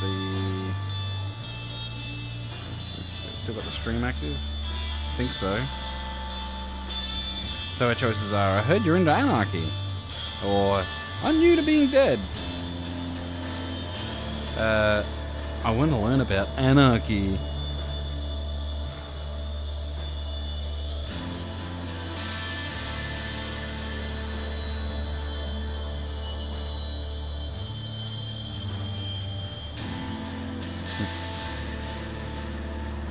Okay, yeah, the stream's still good. So Landon says yes, yeah, so I'm assuming you're meaning the stream, yeah. Alright, so my live chat just cut out for some reason, briefly.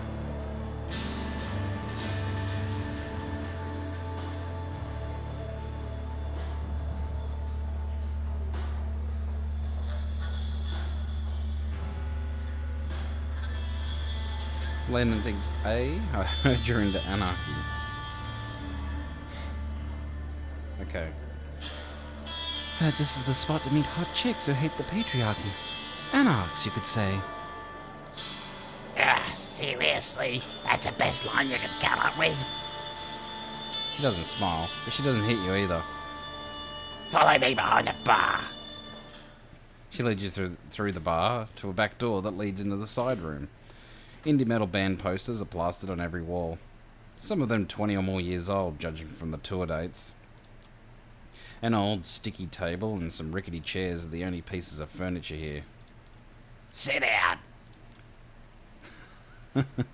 God. So, do we say sure, or I think I'm comfortable, or why don't you sit down?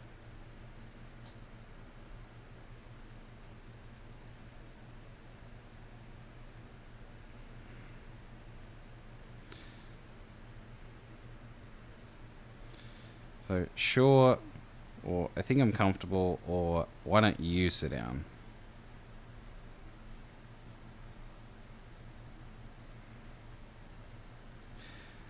So, Landon's going with A. So, yeah, I guess we should comply. Sure. You take a seat as the woman leans against one of the walls. Name's Mia. I'm guessing your visit here isn't a happy coincidence. I don't know you, so you're either new in New York or you kept an outstandingly low profile. Both sound suspect. So before we take these pleasantries further, answer me this: who do you run with? Oh, God. Excuse me. We need to pretend we are newbie. Okay. Well, in that case, I think, I think I know what your next choice is going to be, but I'll read them out anyway. So who do we run with? Sophie Langley or Camarilla, but I'm looking to switch, or I'm independent.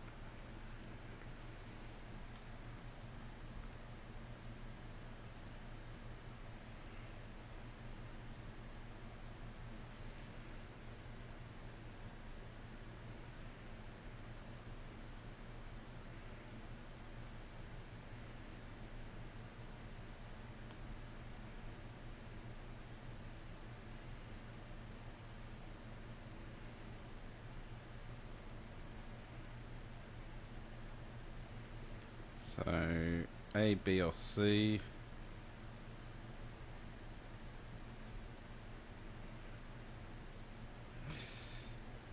That sounds like C, correct?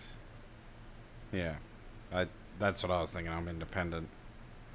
Oh, no. We cannot say A. No, we cannot. I mean, we could, but it'd be dumb. I'm independent. I don't bow to anyone. Isn't that adorable? Listen, fledgling, you don't get to be this fresh in the game and not pick a side. Those Second Inquisition fucks are all too happy to pick on delusional kids like you. So the cams, they offer you rewards aplenty for your servitude, but never actually deliver. Fortunately for you, there's another option. But before I get to that, let's get one thing out of the way. She leans in. If this is some clever ploy to oust me from my domain, or if you're just here to spy on me and the movement, I'll make sure you don't enjoy undeath much longer. Got it? You can tell it's a purely rhetorical question.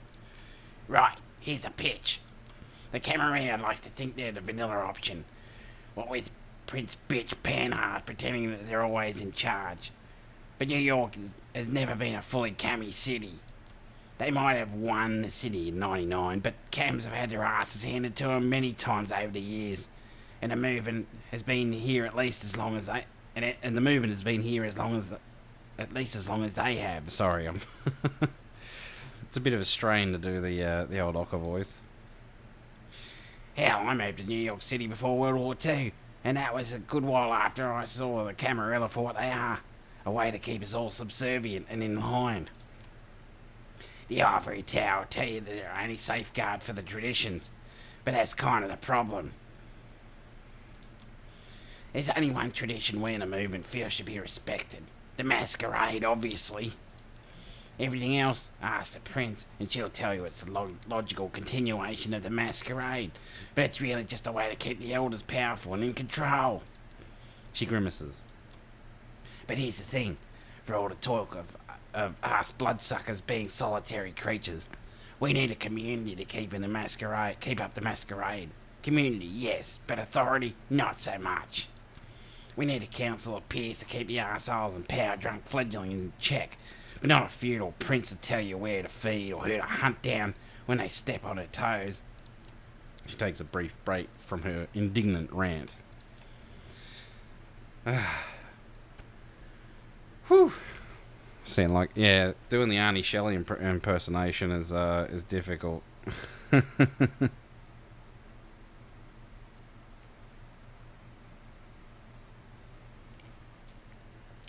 So our options are: do you anarchs? So you anarchs don't have a ruler, or sounds too good to be true, or structure is good, it brings order.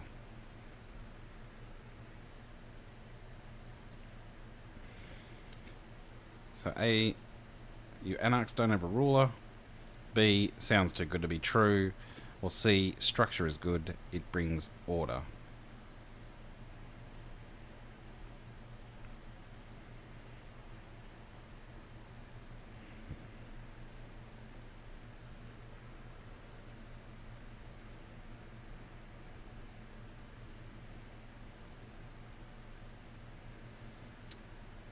A, B, or C?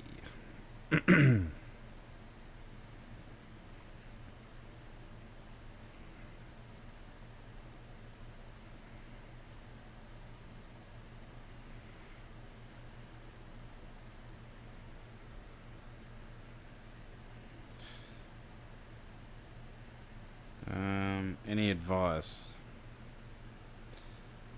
Um.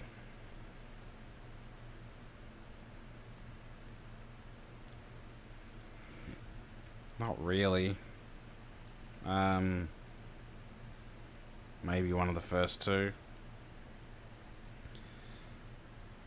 The Ventrue character we're playing probably would agree with the third one, but would also be aware that saying shit like that wouldn't be doing her any favors.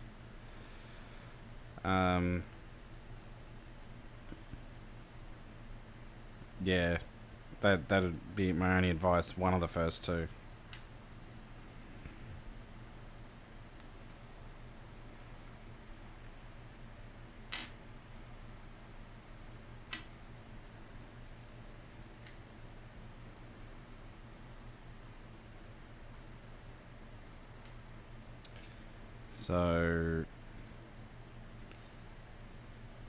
So you anarchs don't have a ruler, or sounds too good to be true, or structure is good, it brings order.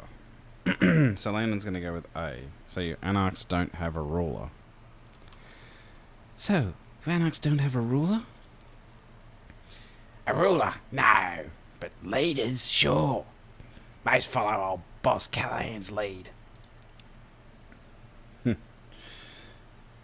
So, most but not you? Or, so, should I talk to Callahan? Or is Callahan like an anarch prince? Yeah. No, absolutely, Landon. So Landon just said, newbie answer that we are pretending to be. Yeah. I agree. So the options here are most but not you. So, should I talk to Callahan? Or is Callahan like an anarch prince?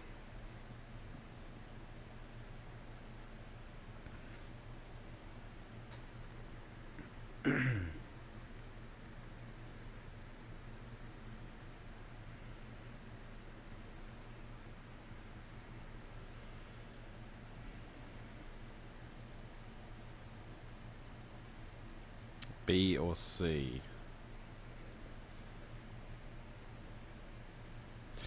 So Landon says B or C. I'll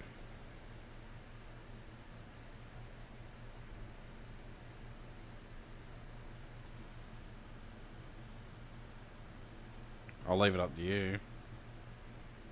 Unless you want me to roll for it. I can roll for it, if you wish.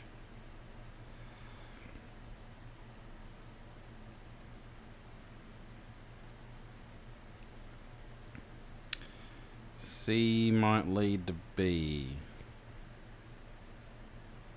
Yeah, okay, you think C. Alright. Is Callahan kinda like a kind of prince, but for anarchs? Yeah, that's about right. Which isn't the way things should be. If you're concerned about being well received in the city, you might need to go through Callahan. But if you're serious about the anarch cause itself, he's not your guy. I think I need another drink. Callahan eats up fledglings like you and shits out self-preservation. But his position as Baron is mighty shaky now. Not least due to the fact that he's backstabbed more than his share of allies. So he's doing what any other old fart in a position of power would do. He's doubling down. Negotiations are out. Intimidation's in. Tightening ranks as a precaution against a second Inquisition. She surprises you by hacking and spitting on the ground in disgust. If you spend some time with the Cams, that should sound very familiar to you. He's no better than Panhard and her cronies are at this point. No, you need to contact Talk. And you wouldn't know it. It's your lucky night, because I'm the lick to do it through. So, why Talk? How is Talk different? Why can't I just meet him? And why you decide I'm going to go get another drink, because... Oh, raspy voice.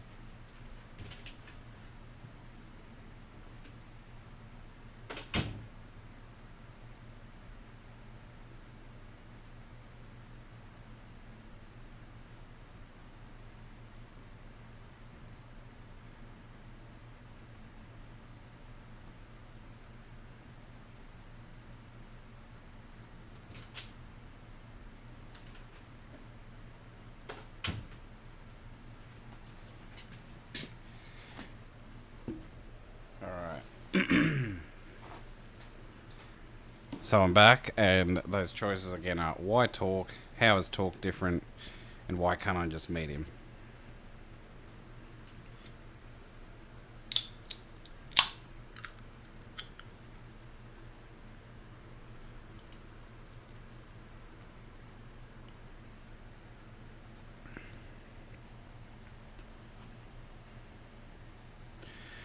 So Landon says, my guess in the previous question was that B would have been too direct.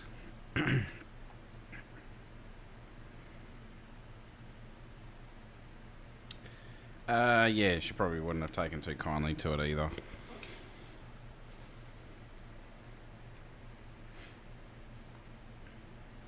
So, yeah. Well spotted. That being said, so she's explaining that she's the person to set up a meeting with Talk. And our options are... Landon says, we need to go through an intermediary. We do.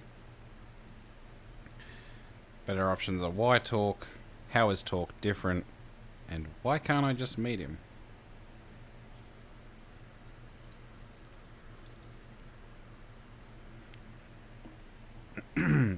So Landon's suggesting B. How is Talk different?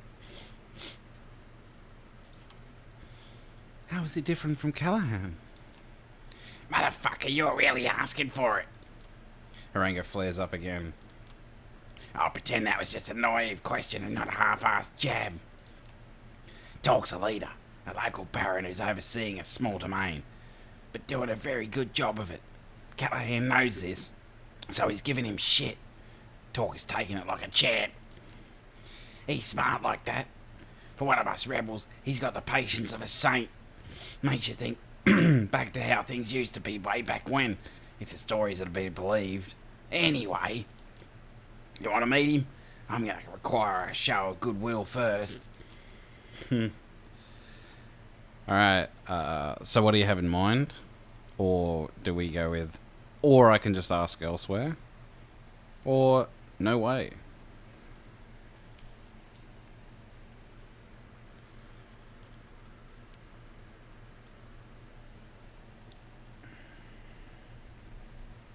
Landon says we need to pretend to be naive.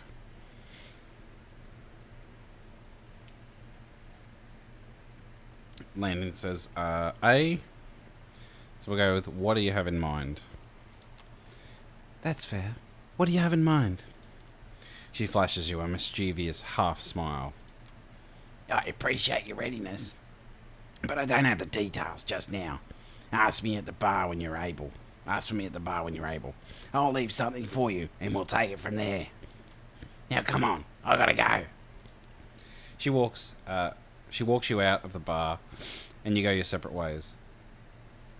Seems like there's nothing more to do than return here later and see if Mia really can help you contact Talk.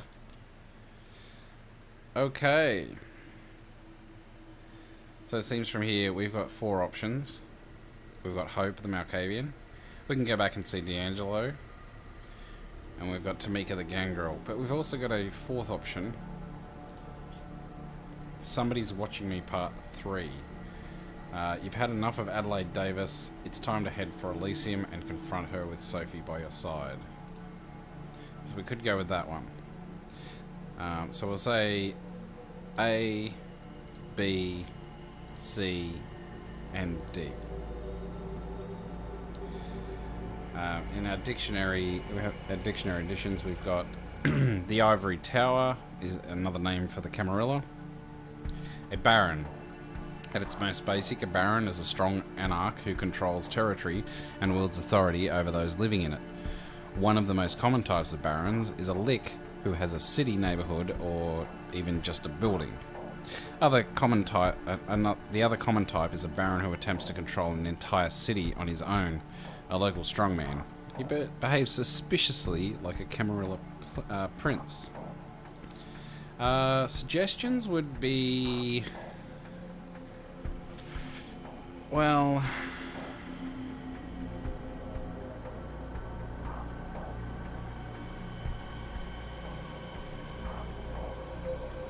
I mean, finishing up the D'Angelo storyline wouldn't be a bad idea. But also, this Adelaide Davis,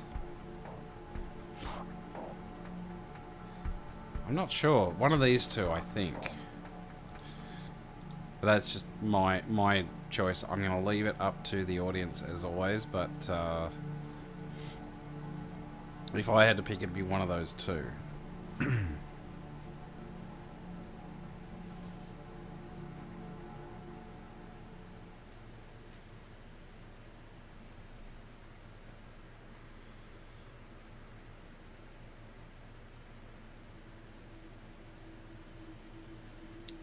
So Landon says yes, the D'Angelo storyline, and we'll go with that one. So as you leave your haven, a homeless man bumps into you.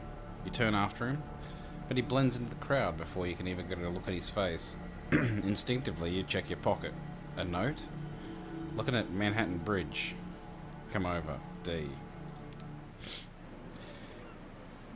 Knowing there are only so many places with a good enough view of Manhattan Bridge, you decide to check the ones that aren't likely to be crowded at this time of night.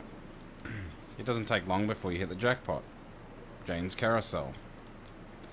As you're walking along the pier, you notice a lonely figure sitting on the bench, steel flask in hand, his legs up on the railing. Soon enough, you hear a familiar voice. Evening turned into night, and as the final flickering rays of sunlight gave way to the kind nocturnal shadows, so did the last of the jabbering tourists give way to the blessed silence. God, can't read right now. And yet, I couldn't shake the feeling. Pausing mid-sentence, he leans back over the bench, backrest, and looks straight at you, upside down.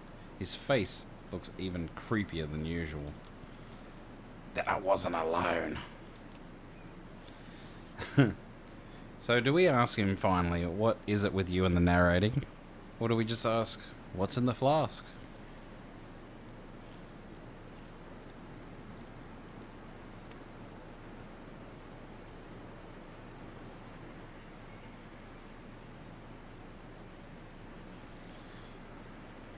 So what is it with you and the narrating?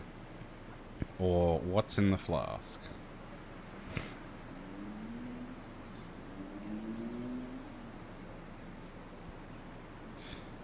So Lennon is suggesting A. What is it with you and the narrating? Let's ask that. I have to ask, what is it with you and narrating? Takes the edge off. Just like this.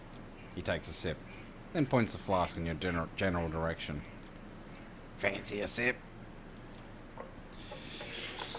Are we gonna risk this? Never know. I mean,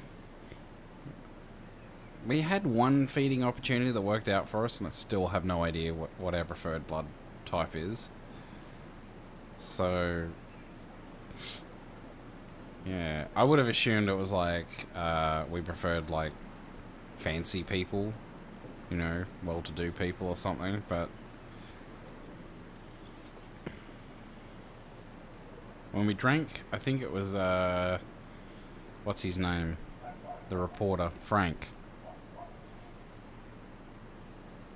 So Landon says, "Hey, I'm gonna drink some of the flask. Let's see." Sure, why not? You smell the contents of the flask and immediately recoil. Even if it wasn't for the nasty whiff of cheap booze, the underlying scent of blood underneath isn't appetizing at all either. You know what? I'll pass. Won't hear me complaining. Not about that anyway. There's been another one. Killing, I mean. Down by the docks. So, that wasn't our blood type. Our options here, same MO, or you didn't think to bring me along?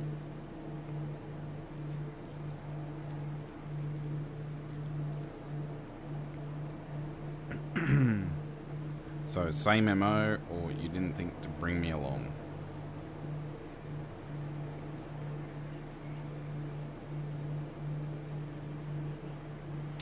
So Landon says A, Same MO. I think that is a smart choice because at this point, I don't think there was much point in bringing us along, so let's go with that one. Same MO? The blood? The graffiti? Yep, there was our gal, alright. Victim sucked dry, same as before. Another sign on the wall.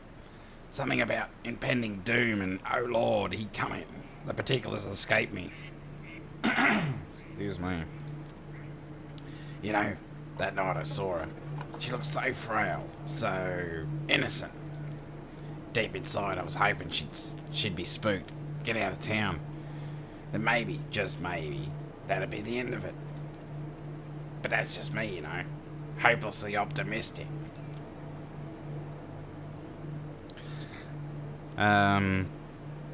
So first choice is, do you know why she's doing it? Second choice is, so what's the plan?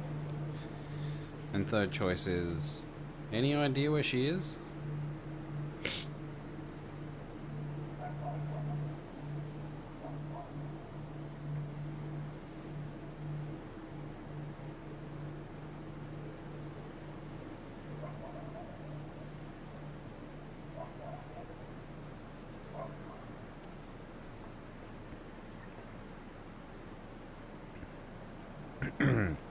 So Lennon says B, and I think that's a perfectly fine answer. Okay, so what's the plan? The plan is, He stops mid-sentence, taking a swig of liquid courage. we stop her, at any cost. I'd rather it not involve killing the girl, but I'm starting to think that ship's already sailed. Another swig. You're not sure how much of this is genuine, and how much is an act, but still, he's starting to worry you a bit. One moment, folks. Oh god, these voices. I don't mean voices in my head, although... So anyway, I've set up a meeting. Neutral ground, public space. Shouldn't get too ugly. Still, I was hoping you could tag along. So, our options are Larson, or do we go, who are we meeting? So one of these two.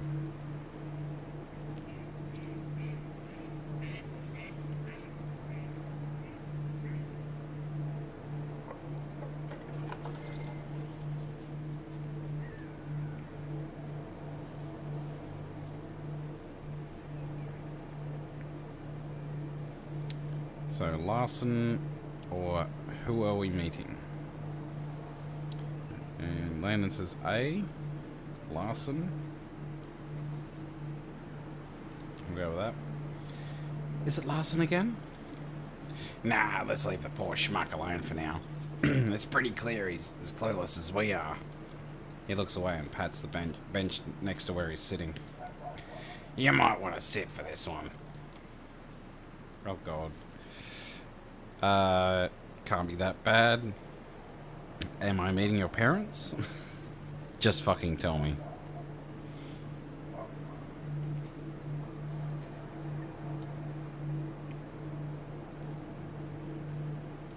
Can't be that bad. Am I meeting your parents? Or just fucking tell me.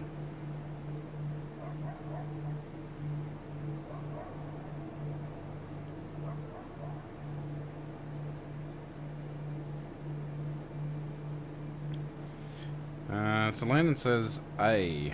Can't be that bad. So we'll go with that. Oh, come on. It can't be that bad. Who are we meeting? Valerie. I'm sorry, I must have misheard you. That murderous bitch from last time? Better put down that flask.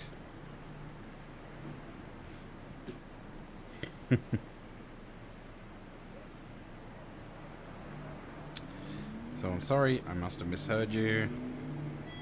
That murderous bitch from last time? Or better put down that flask.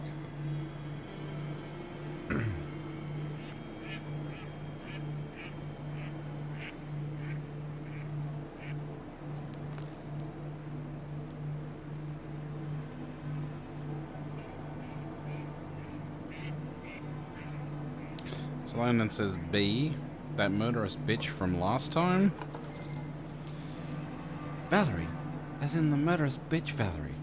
Likes to choke people out for the fuck of it, Valerie. That Valerie. You ever notice that if you repeat a word enough times, it just starts to sound like animal noises? But yeah, that Valerie. I know you two didn't exactly hit it off, but she's not as bad as you might think. I mean, in some respects, she's probably worse, but she can be reasoned with. Once again, he goes for the flask, but stops himself mid-motion. Look, the way I see it, we ain't got a choice. As much as I want to help Sana, she's clearly a few bats short of a belfry, and people are gonna die unless we do something about it. Alright, so I get it. Lesser of two evils. I still don't like it. Or, you think Valerie can be trusted?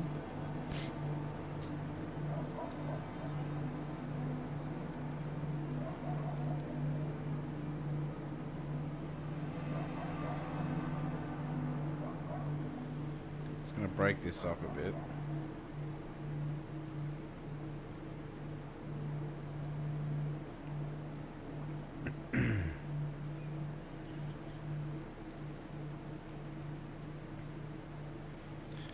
There we go. Just so I can follow all the A, B's, and C's. So Landon says, you think Valerie can be trusted? We'll go with that one. Do you really think we can trust someone like Valerie? Angelo almost does a spit take. Fuck no. But we can do business with her. I'm just worried that her asking price might be too steep for my liking. And then again, you don't always get what you want, huh? Noticeably proud of his words of wisdom, he tries to top him off with one last swig. A single drop falls between his crooked teeth. He looks at the empty flask with the utmost contempt. Well, ain't that fucking poignant? Muttering a curse under his breath, he makes a valiant effort to get up off the bench. As he staggers, struggling to remain upright, you offer your shoulder to lean on. He shoots you a smile that's as crooked as it is affectionate. Hey, kid. Amid his gaze, trying to look friendly rather than condescending. You're alright. And with that heartfelt moment, you bid adieu to the sprawling vista and make your way towards the bridge. Next stop, Manhattan.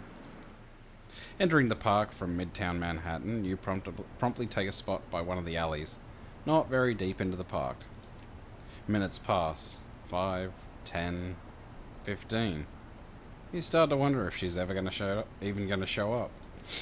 Suddenly you hear a familiar voice, but with an unfamiliar tone.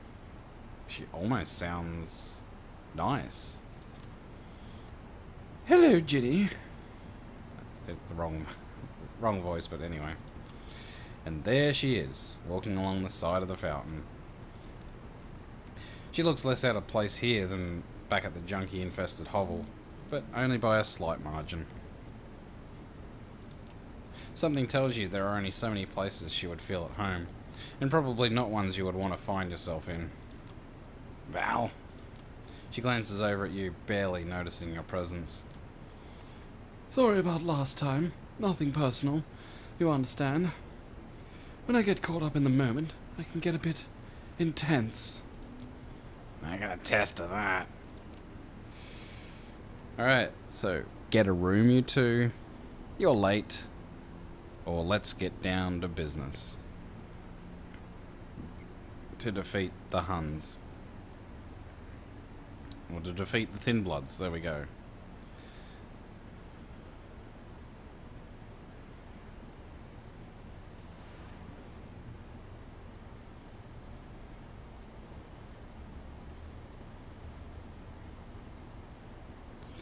So get a room, you two. Of course Lena wants to go with C, because it's let's get down to business. Let's do it. Play nice, you two. We have some business to discuss. All work and no play, huh? Why not?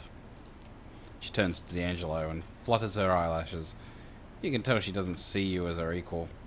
But this come-hither routine is getting kind of unnerving. Lay it on me, sugar.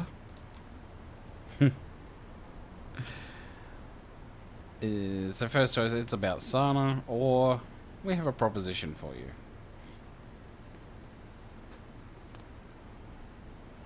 And what the fuck is with that hairdo? Just saying.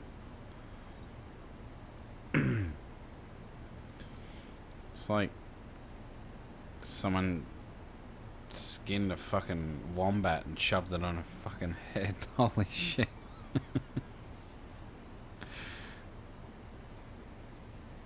So, yeah, it's about Sana, or we have a proposition for you. So, Landon thinks B, we have a proposition for you. We have a mutually beneficial proposition. Does the pup speak for you, Ginny? Because I'm getting a weird Sorcerer's Apprentice vibe right now. Give that kid a break, Val. Hear about Sana, the thin blood you're after.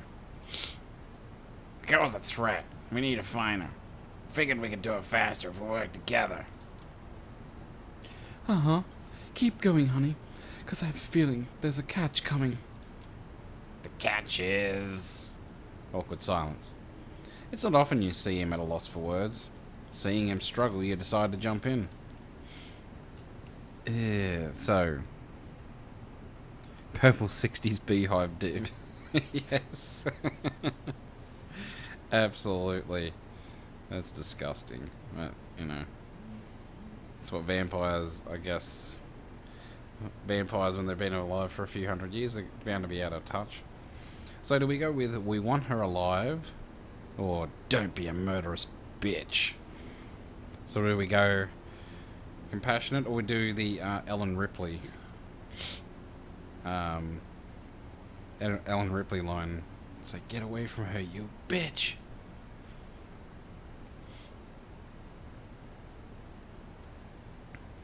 A, we want her alive. Landon suggested A, so we'll go with that. We want the girl to stay alive. See, now that's a deal breaker right there, sugar. If you want me to even consider it, you'll have to sweeten the pot. Once again, she turns to D'Angelo. And I bet tall, dark, and handsome over here might have some ideas. So do we go, I don't like where this is going? You want a cookie? Or just tell us what you want?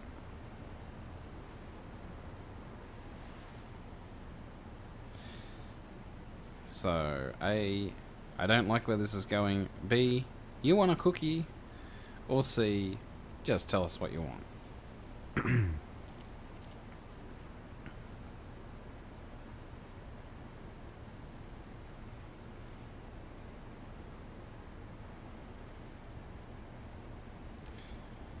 This is what you want. This is what you get. This is what you want. This is what you get.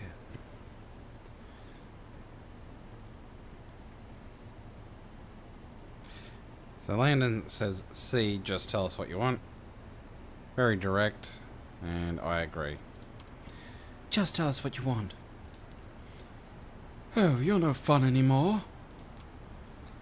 She wants a higher profile target. To show off to the prince what a good little skirt she is. That's all you care about nowadays, huh? Playing the game. Climbing the ranks. A smile creeps onto her lips. You can tell it's forced. D'Angelo definitely knows how to get under her skin. That's my Ginny. A big old brain and a heart to match. Once again, she turns to you. I knew right away he'd try to help this girl. He does love him, a damsel in distress. But you, I'm not so sure what your angle is. So, do we go with it's the right thing to do, or same as you, advancement, or what do you care?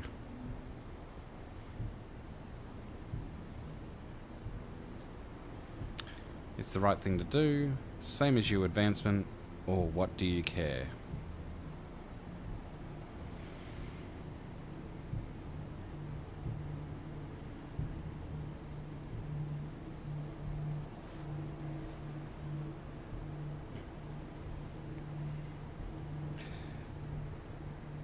Okay, Landon says B with a weird emoji that I'm not that familiar with, but okay.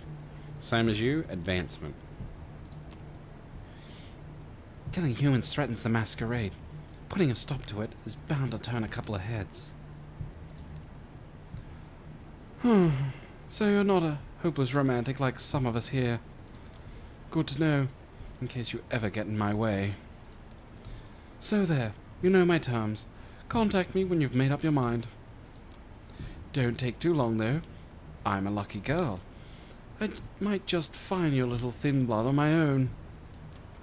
Still, I hope we can work together. We did make a good team back in the day, didn't we? Slowly, seductively, she puts her arms around his shoulders. She glances over to you, clearly enjoying how awkward it makes you feel. So do we go with, okay, now this is just getting creepy? Or, do you have a thing for Nosferatu? Or the third option, D, you have some explaining to do.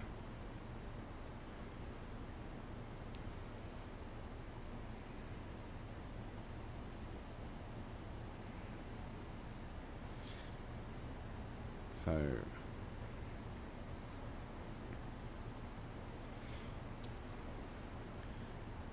it's getting creepy. Do you have a thing for Nosferatu? Well, you have some splaining.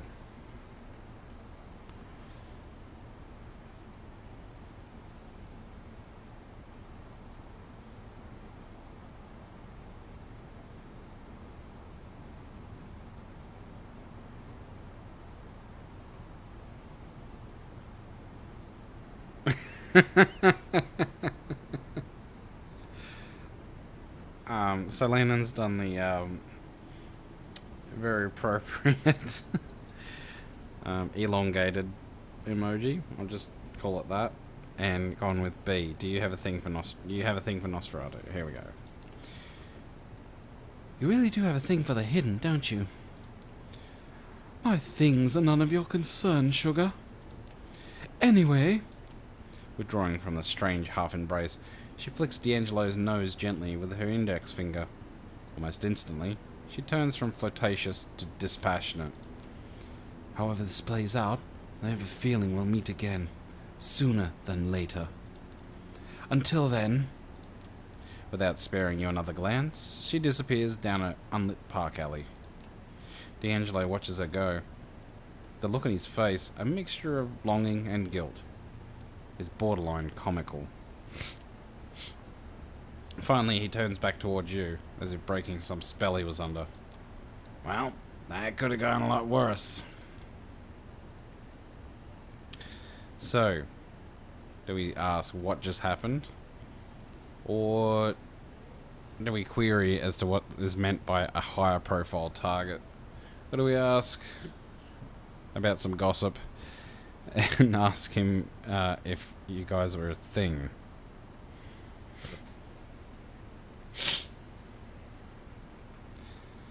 So...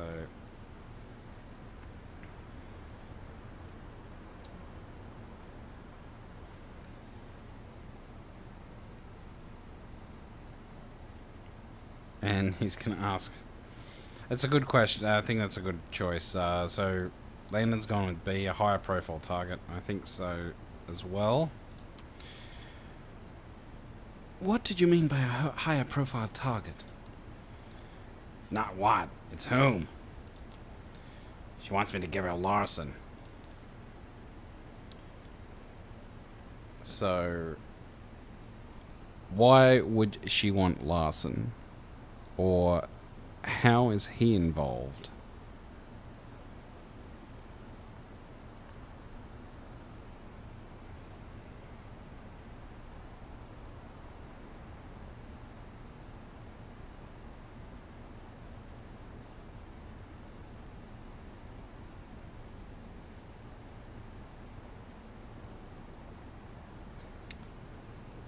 So, Landon suggests A. Why would she want Larson? Larson? Why would she want him? He's a primogen, remember? A weak one, but still. For a scourge, He's a much more valuable target than some no-name Duskborn. And it just so happens that a certain someone might have some dirt on him. He squints, rubbing the bridge of his nose. Fuck it. I'm heading back to the office. Need to put my feet up. Get some blood flowing in the old noggin. You coming? You nod. Why the hell not? And so you make your way toward 5th Avenue.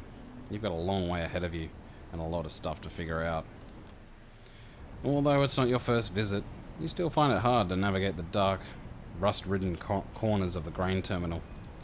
Luckily, this time you're with someone who could probably do this blindfolded, so you just follow his lead. As you're both climbing the rickety stairs leading to the mezzanine, you suddenly notice light coming from D'Angelo's office. A quick look assures you that no, he did not, in fact, leave it on. You bust through the door like undead Tango and Hooch, or was that Turner and Cash, ready to unleash holy fury on the intruders.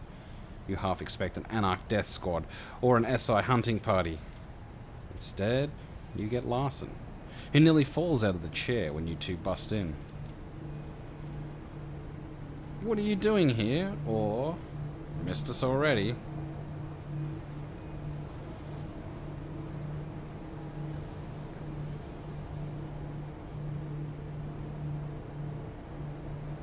So A, what are you doing here? Or B, missed us already?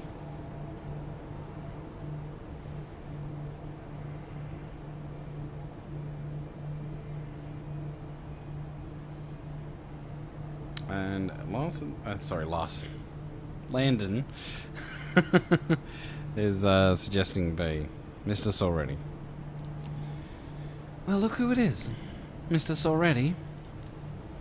Hardly. Seemingly both intrigued and irritated by the surprise visit, D'Angelo walks over to a cabinet and pulls out a fresh cigar. Then may I ask what brings you, oh venerable Primogen, to my humble abode? Huh. He points to a tiny shadow cowering in the corner of the room. To your astonishment, it turns out to be a very familiar face. The blood. No. Not again. Please. So, do we ask, where did you find her? Or did she tell you anything?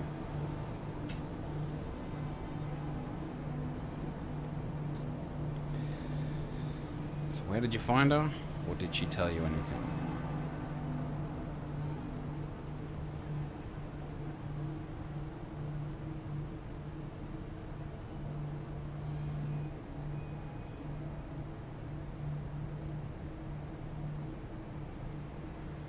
So Landon thinks A. We'll go with that. Where the hell did you find her? Outside my front door. She must have heard of me, found out where I lived. Thought uncommon knowledge among the Dustborn. She probably figured I could help, but honestly, I have no idea what to do with her. I mean, I should turn her into the prince, but that's just another strike against my people. Then again, I can't just set her loose, not after what she did. Fuck, D'Angelo. You can tell I'm desperate if my first instinct was to come to you.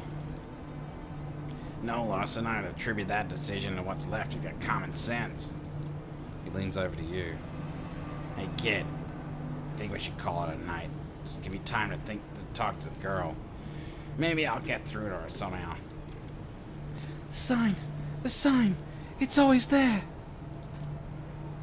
No, I ain't holding my breath. Honestly, you're glad to leave him to it. Spending the night in a small room with a tiny serial killer somehow doesn't seem too appealing. Still, you're hoping D'Angelo will be alright. He's got some tough choices ahead of him. And it's time to rest. So, no more dictionary entries. But yeah, it is time to rest. So, let's do that. Before we have to finish up. We'll be finishing up pretty soon. You arrive at the leech pit, finding it less rowdy than the last time. The bar is still packed, but the dance floor is empty tonight. Instead, the old, crackling speakers are playing music that would probably sound like noise even on high-end hardware. Mia is nowhere to be seen, but you do remember she requested that you ask for her at the bar. You approach the bar as the bartender finishes pouring a beer for an older guy in a faded, fraying Iron Maiden t-shirt. She turns to you. What can I get you? I don't know. So do we ask, is Mia around? Or I was told to ask you about Mia? Or did anyone leave a message for me? If you remember, there was supposed to be a message left for us, so...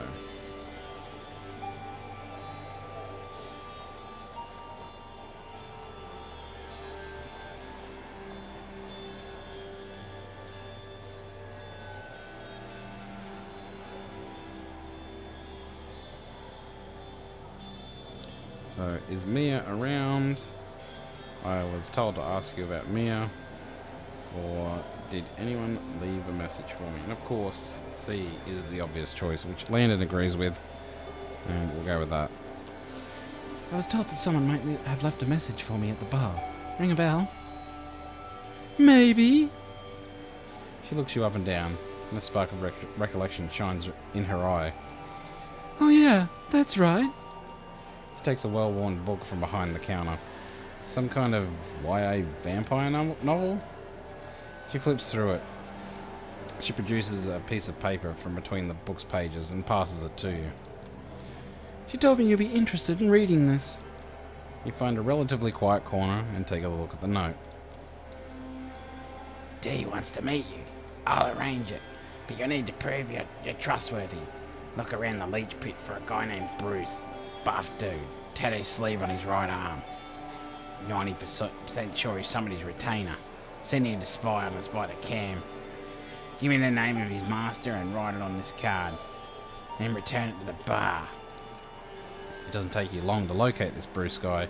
He sits alone in a corner, 2 beer glasses already empty on his table. You take a moment to consider your approach. Alright. So, we've got 4 choices this time. We've got get drunk and talkative. I'll get him drunk and talkative, of course. We can't get drunk because, you know, it doesn't work that way. Or ask for his master's name up front. Or do we just feed on him? Or do we use presents to strike up a conversation?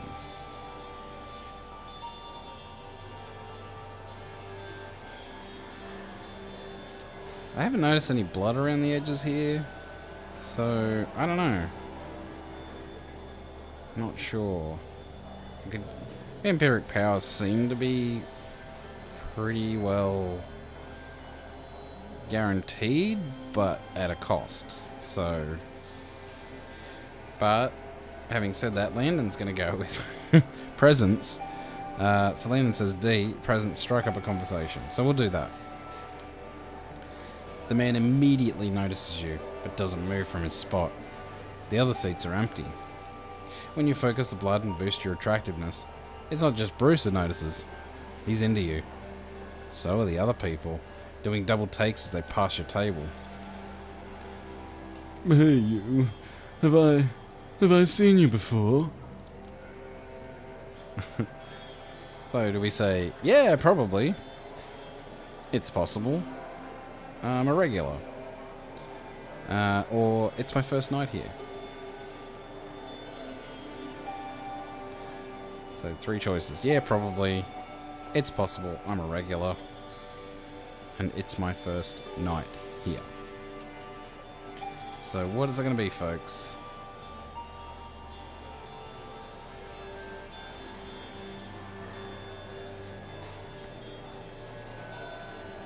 So Landon says A. Yeah, probably. And I think this is as good a choice as any. So let's do it. Yeah, I was at the concert the other night. Oh yeah, I remember. Great to see you again. So do we ask him about the name nicely? Or do we ask him about the name directly? Or do we intimidate him into giving the name? Nicely, directly, or intimidation? Well, what's it going to be, folks?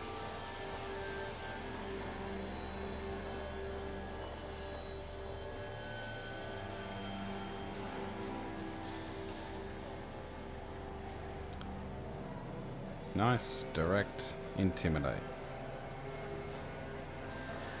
There are our 3 choices. So, Landon says to go with B, ask him about the name directly. I know you serve a certain individual. I need that individual's name. What, Sam? He catches himself, realizes what you're doing. His eyes dart over your shoulder. You thought you had him cornered, but he suddenly leaps over the table in one smooth move and dashes through the sparse crowd. You catch up to him outside. He's bolting all right. So, do we call after him to stop? Do we give chase? Or do we dominate and command him to stop? Why didn't we just use dominate to begin with? Oh my god, this what? We could have commanded him to give us the name. What the hell? Oh, God. So, do we call after him to stop, give chase, or dominate and command him to stop?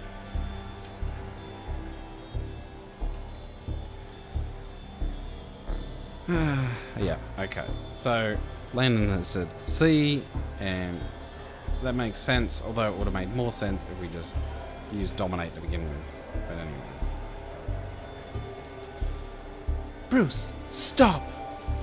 Simple command. Obeyed to the letter. You approach him and drag him into a nearby alleyway. He snaps out of your previous command, but now there are only a few meters between the two of you. Okay. Do we use fortitude and beat the name out of him? Do we intimidate him with violence? Or do we tell him his cover is blown? So beat the shit out of him, intimidate, or just tell him his cover's blown.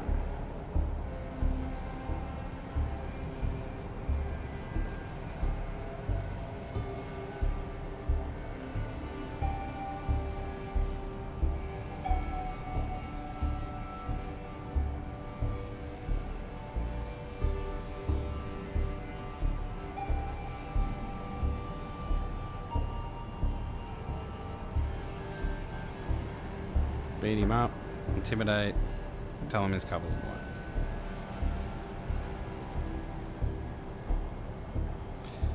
Intimidate him.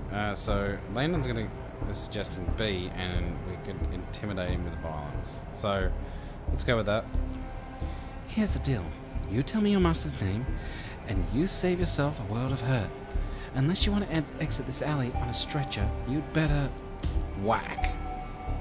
Bruce doesn't wait for you to finish talking. He jumps at you, kicking and punching with dizzying speed. It takes you by surprise, and he puts you on the defensive. Just as you're about to retaliate, he breaks away, jumps the fence at the end of the alley, and is gone into parts of the city unknown. Ah, wrong choice. Damn it. Yeah, I was thinking we should have beat him up, but audience's choice. Time to leave something for Mia. You borrow a pen from the bar and flip Mia's note to the other side. Sam, that's all you got. It's not much. Could be a full name or a fragment, male or female. Well, it's something at least. You could pull a name out of your ass or let Mia figure it out.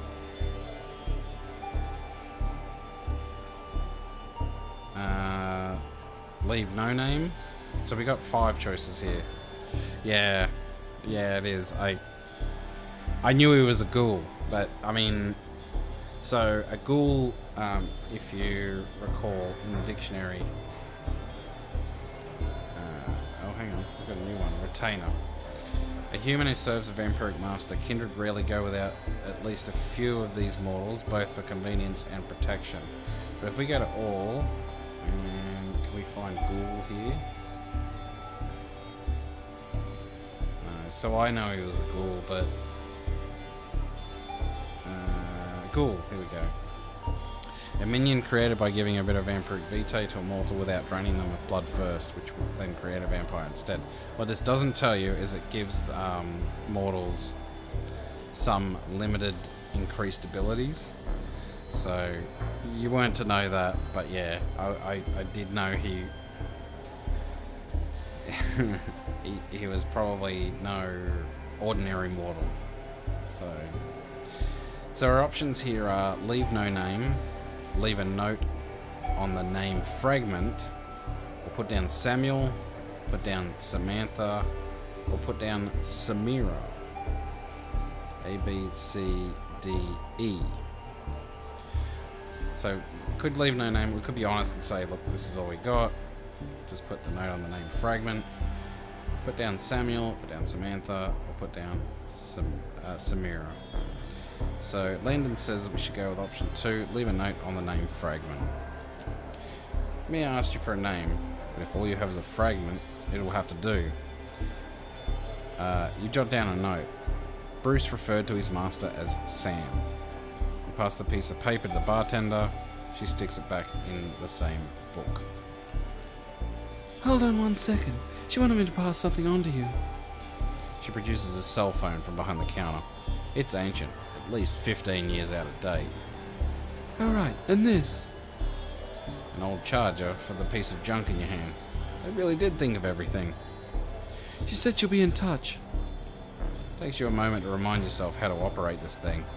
You find that its phone book is blank. There's no Wi-Fi connectivity and no saved messages. It's got a version of Snake though.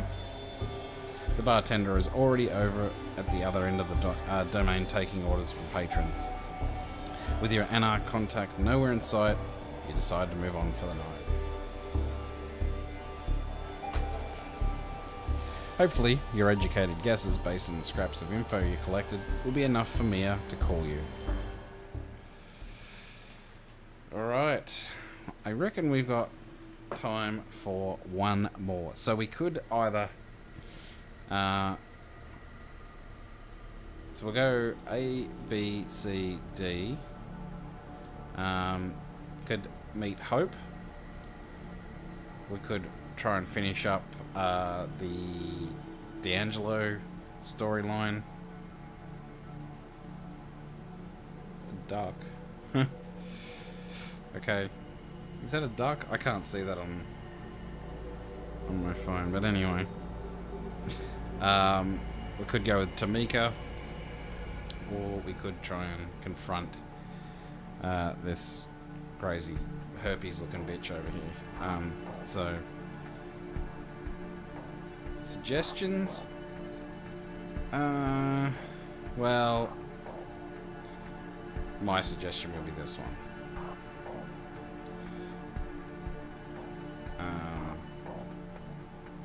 It's been some time since your last visit at Red Hook. You should probably get back to D'Angelo and see if he's managed to figure out how to handle Sana. If not that one, then maybe... Oh, it was a snake. Is that a snake?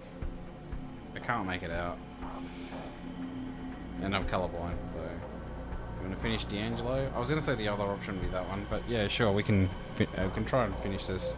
I've got about 20 minutes until we'll need to end the live stream, so... Let's do it. As you make your way up the stairs, you notice that D'Angelo's office is surprisingly quiet. You were half expecting something akin to a scene from The Exorcist, with Sana belching out curses and your companions sprinkling her with, well, whatever it is vampires use for holy water. What you witness instead, as you open the door, is a picture of serenity. The girl, although still curled up in the corner, is sitting calmly, with her eyes fixed on the pages of some pulpy detective novel. She doesn't even register your presence. Sitting behind his desk, D'Angelo seems to be looking over some files, puffing on his usual brand of cigar.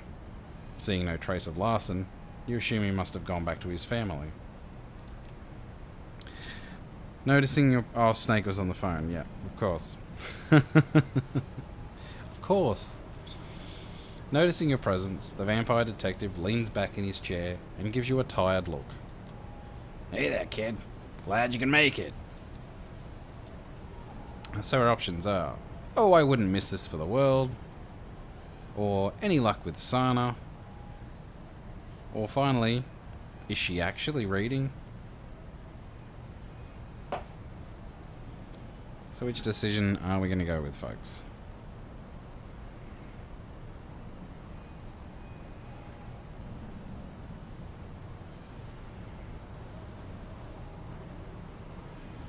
Oh, I wouldn't miss this for the world. Any luck with Sana? Or is she actually reading? Or Sana? I don't even know how you would say it. Sana? I don't know. Don't care. So, Landon's going with B. Any luck with Sana? Let's go with that. Any luck with Sana? You managed to get anything out of her? Same old, same old. Mumble, mumble, ominous non sequitur. But I know one thing. She might not be all there. He pats himself on the forehead in an utterly unnecessary attempt to illustrate the point. She's not all gone either. I think there's still hope for this girl. Anyway, I've been going over the case files, mulling over our options. Surprise, surprise, they all suck donkey dick. No matter how we go about this, someone gets fucked over. Her, Larson, us. Okay. So, what options do we have? Or we have case files?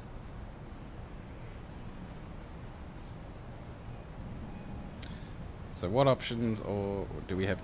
yeah, we have case files. So what's it going to be? It's going to be a tough choice, so just... I just know, because nothing... there are no happy endings in the vampire universe. So, Landon says, A, what options do we have? Let's go for it. Okay then, lay it on me. What options do we have? Okay, let's polish this turd. Here's how I see it. 1, we grab Sana and take her to Elysium and make a case for her to Prince Panhard. 2, we get Valerie to back off by feeding her dirt I got on Larson. Or 3, we try to get Sana out of the city. Come on, kid. I can hear them thoughts bouncing around your head from over here. Out with it. Alright, so we can... looks like we can ask about them before we decide. So we can just go through each of them. So I'll do that, and then we'll make our final decision. So we'll go with the first one. Elysium, isn't that a death sentence? You want to bring Sana to Elysium? Isn't that pretty much a death sentence? Pretty much, but not quite.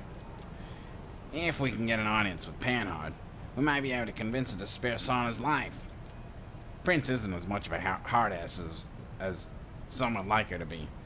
She'd probably rather avoid further alienating the Dustborn community.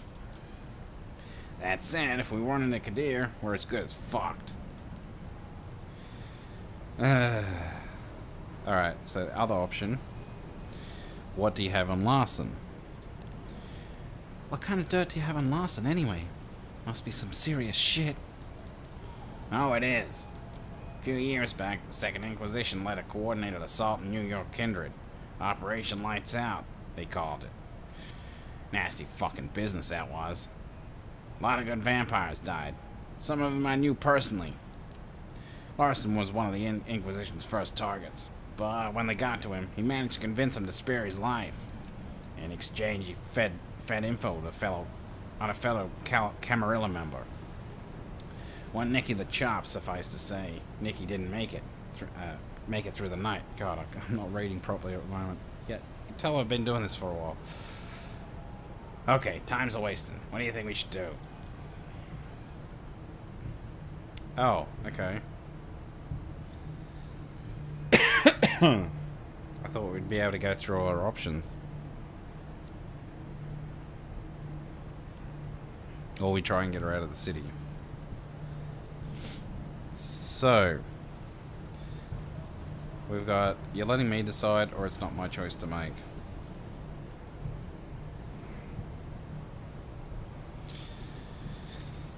Oh dear. A or B?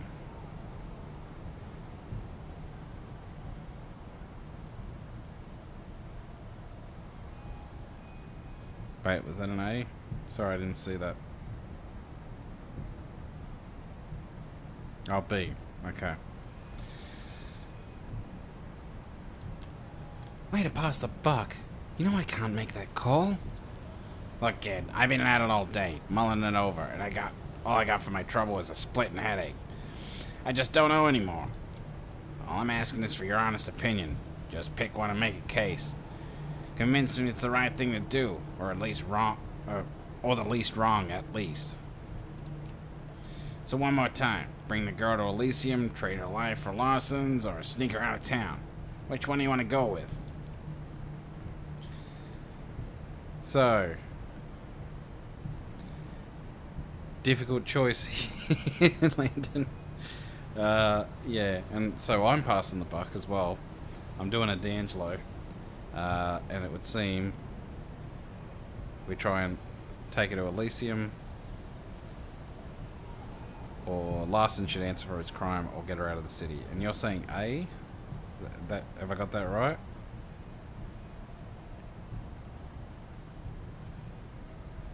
Just want to make sure.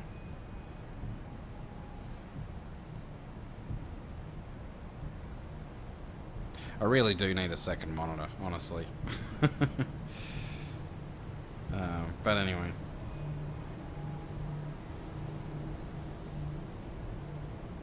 So we're locking in A. Elysium. No, you're saying B. Okay. Are you sure? I'm gonna make 100% sure. Are you sure you want to go with B?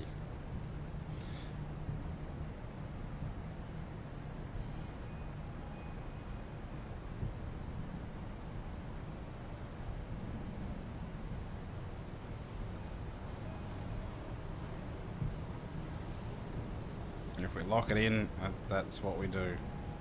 I'm doing a Who Wants to Be a Millionaire thing. Are we locking it in? You want a dice roll? Well, we can do it. We can do a dice roll, yeah. Alright. We can do a dice roll, and if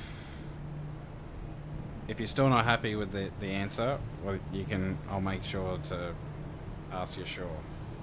So, whoops, it fell out of my hand. Let's do the dice roll then. And that's so 1, 2, 3, 4, 5, 6, which is Larson should answer for his crime anyway. So are you sure with that?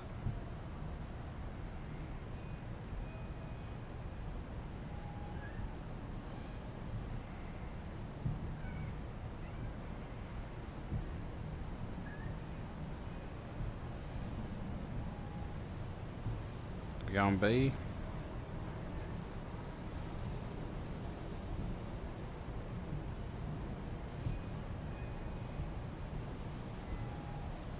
Alright, we'll go with that.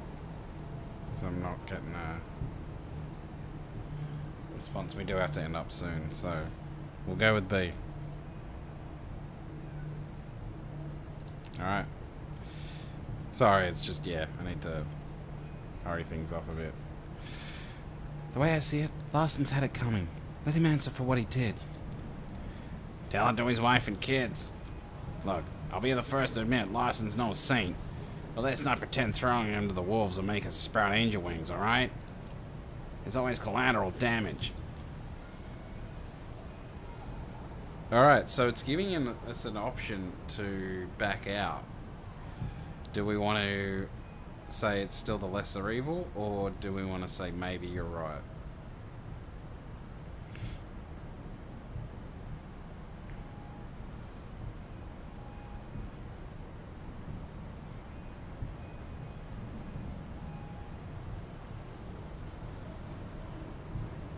Alright.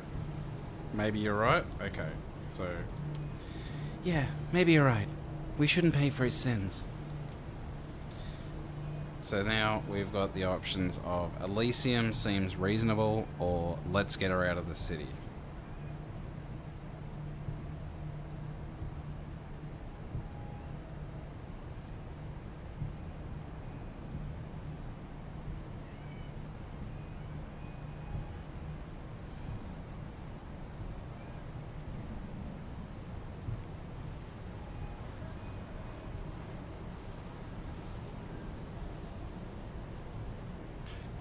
Elysium. Okay. So Leland's going with Elysium seems reasonable. Bringing it to Elysium seems like the most reasonable thing to do. And the cruelest, or at the very least the most risky. If we can't convince Panhard to give Sana a shot, the girl's as good as dead. So, then let's be convincing, or maybe you're right.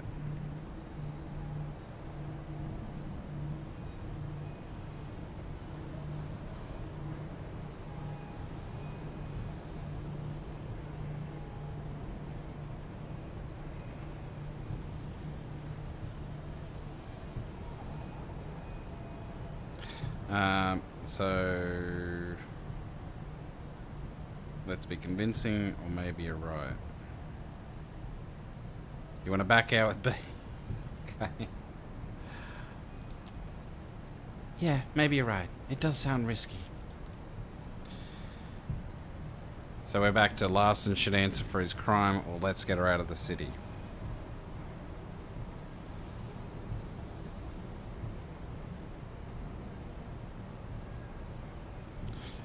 Oh, we were asked to cover and consider options. So you want to go with the... I assume you want to go with the let's get her out of the city option. Just to have a look. Go with C. There is no C. There's only A and B.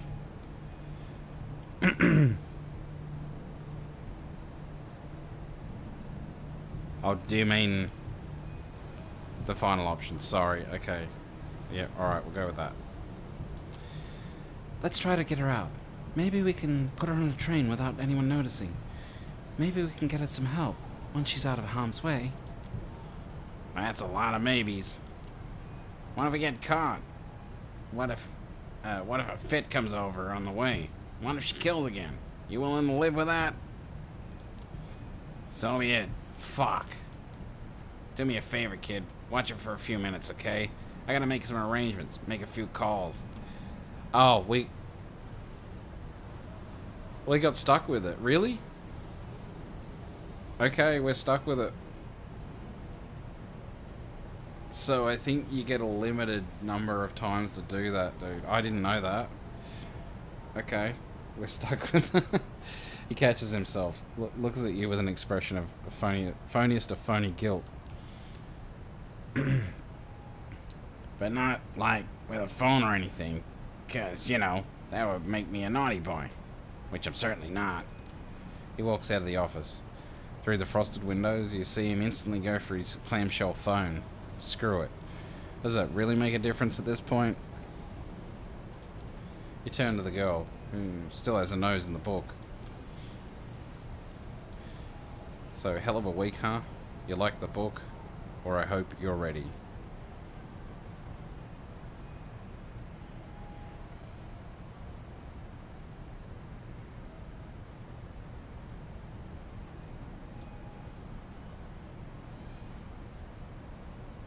Hell of a week, huh? You like the book? Or I hope you're ready. B, you like the book? Okay. So, is that book any good? I don't usually go for this sort of stuff. It just leaves me cold. She looks up from the book and her eyes glaze over. Cold. Shiver runs down your spine. You decide it's best to leave it to a reading and spend the next few minutes in complete silence. Finally, D'Angelo staggers back into the room. Alright, I call in a favor with my friends up north. They're sending someone to get Sana once she's out of the city. All we need to do is get her on the train. He walks over to Sana and crouches beside her. Speaking softly, he takes the book out of her hands and gently strokes her head.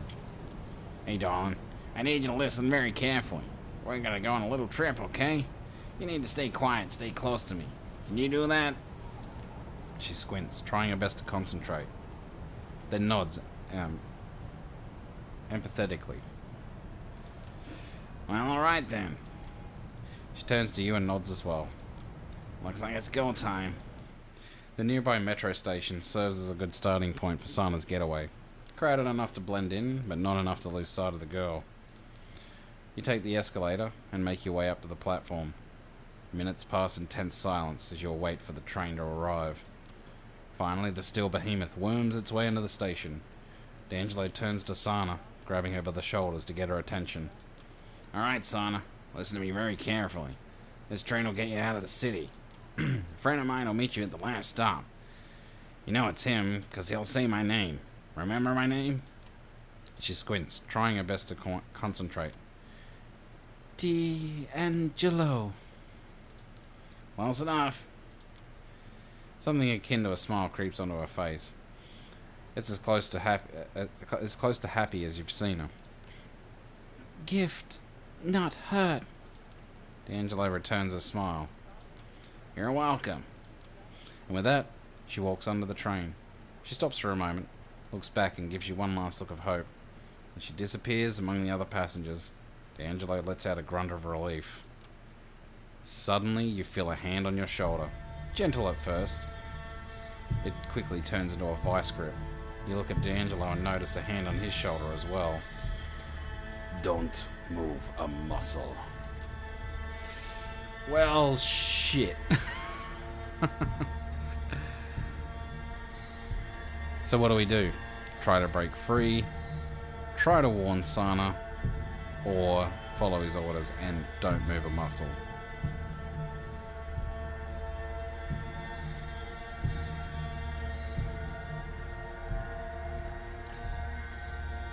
Well, damn.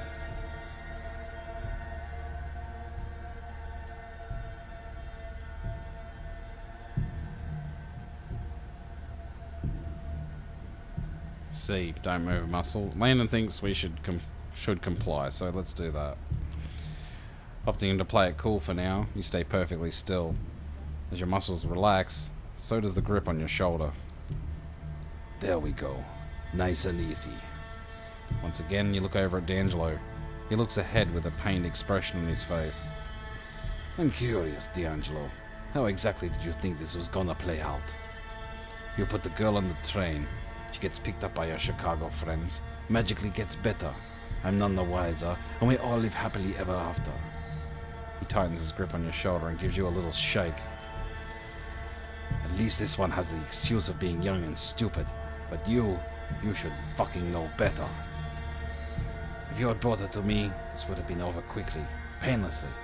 As it stands now, I can't guarantee it. As the wheels of the train start rolling, you notice a familiar silhouette in one of the train windows. Valerie. The scourge smiles at you. She looks sickeningly eager, like a fox who's found its way to the henhouse. She blows you a kiss as the train rolls its way out of the station.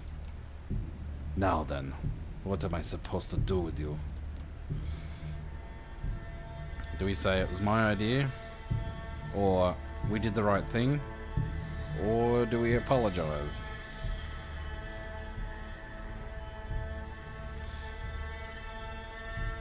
We really got to wrap this up too, so no pressure.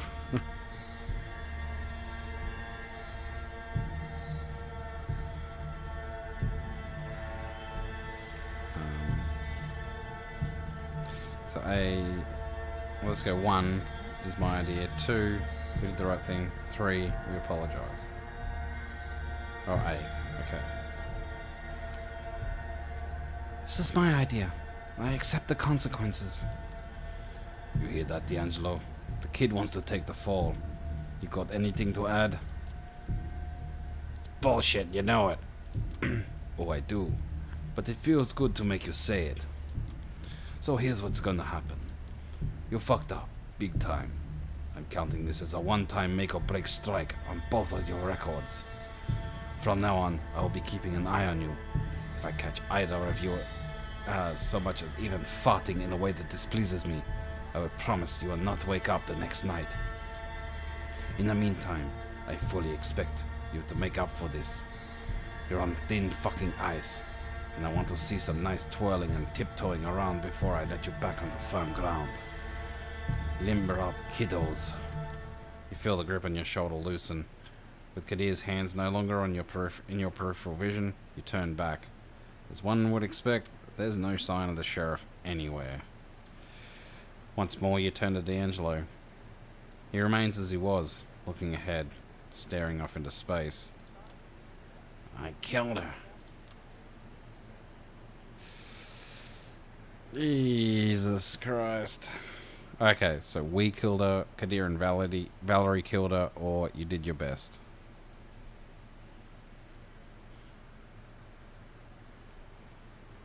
So we killed her, Kadir and Valerie killed her, you did your best.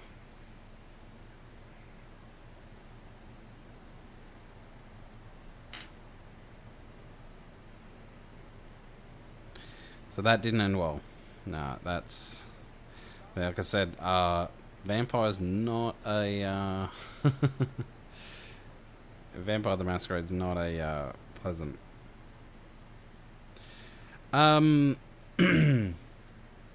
Okay, so the way as I understand in Vampire, there are no good choices.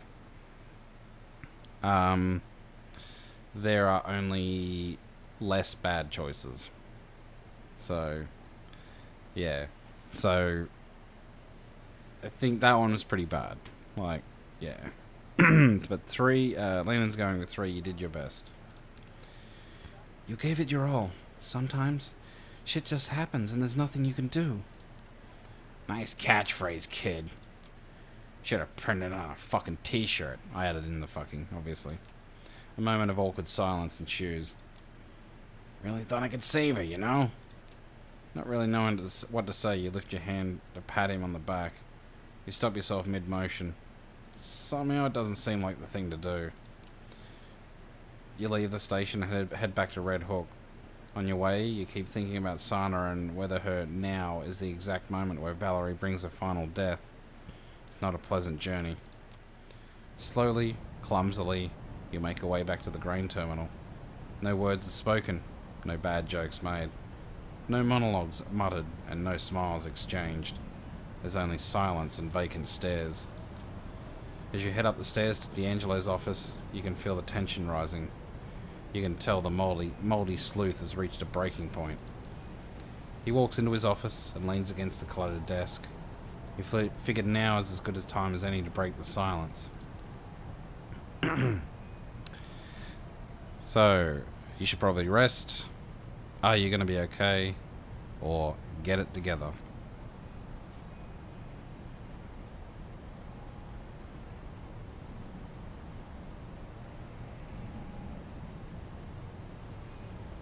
Should probably rest. Are you going to be okay? Or get it together?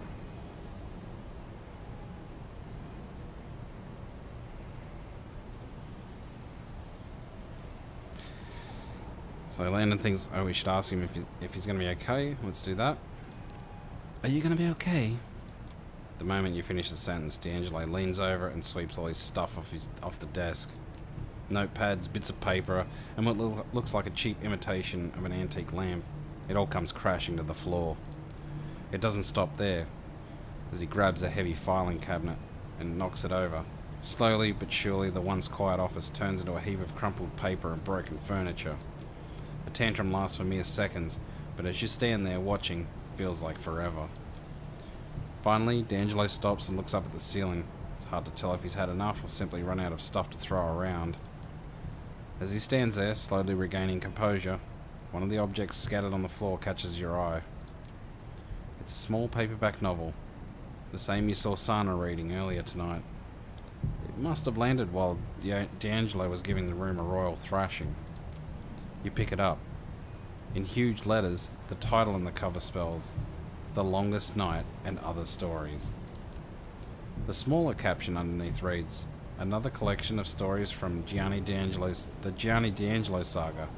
What in the actual fuck? You flip it over and are immediately drawn to the picture of the back cover.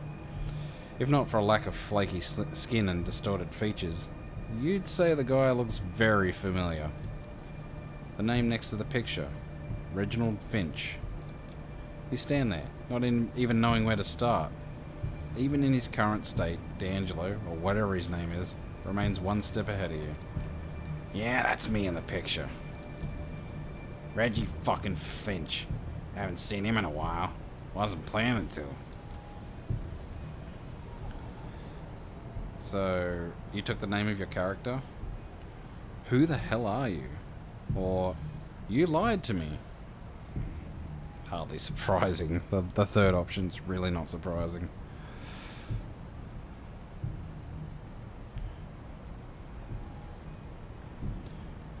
So, 1, you took the name of your character. 2, who the hell are you? Or 3, you lied to me.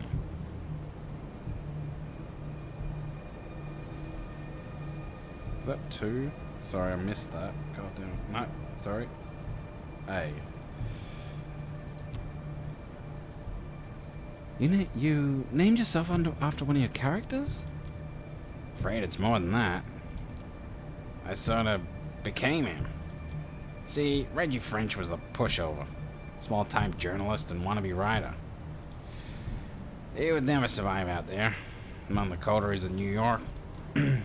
Gianni D'Angelo, on the other hand. Honestly, it just sort of happened. Guess it was the only way I could make sense of it all.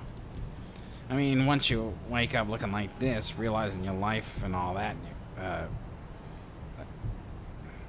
sorry, I'll stop there. Realizing your life and all that you were is gone forever. You really can't blame me for trying to at least make it interesting.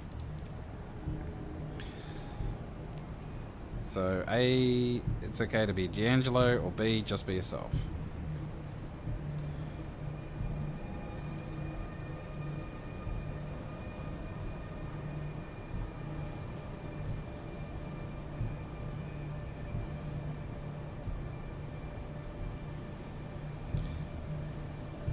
I think either's fine, to be honest. I mean... Alright, so Landon says, just be yourself. We'll go with that. Look, whatever you choose to call yourself, you've proven time and time again that you can handle yourself out there. That you've got a heart, plus some brains and brawn. I guess what I'm saying is, the guy I've gotten to know these past few nights, be it Reggie or D'Angelo, it's not just a character. He's a person, and one I'm glad to call friend. He looks you in the eye. For some strange reason, you feel like you're seeing him for the very first time. Thanks, Kit. He stops himself. When he speaks again, he sounds different somehow. More confident, less exaggerated. Thank you. Tell you what, how about you take the rest of the night off? I need some time to get my shit in order. Starting with this office. Some dumb assholes made one hell of a mess of it. You smile and nod. He nods back. I'll be seeing you. And so, you leave him to his thoughts.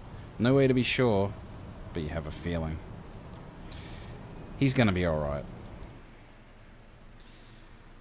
And with that, folks, we are gonna have to leave it there. I'm a little bit over time, and I've got some cats moaning in the background, so I've got to take care of them. But thank you so much for joining us for that live stream. Do appreciate it. It was a little bit quieter than the last time, so I do apologise for that. It probably has to do with the chaotic schedule. I am trying really hard to get a regular, consistent schedule, one that starts every same time every week on the Monday. It's just really hard with everything else going on. So I'm going to have to try and work through a few things and try and get a consistent regular schedule that fits in with my own work schedule, as well as the schedule of everyone else in the house. So going to try really hard to do that. We'll work through it. School holidays are coming up, so I will have the next... I've got to work for a couple of weeks, but after that I've got 3 weeks off straight, so things should be a bit better for a while, but yeah, gonna try and improve that streaming schedule, and hopefully we'll have more content back on the channel soon. Anyway, sorry if I picked the wrong option about Sana. As I said, Landon, there really was no no real good option. There seldom is in Vampire the Masquerade, so it is what it is. And we still got... The good news is we got D'Angelo as a friend, so we've now got... was it Agathon or whatever his name is? The Tremere, and now D'Angelo. So we finished up those 2 storylines, and we'll see what happens next. But until next time, folks, yeah, hope you can join us next week. Until then, take it easy.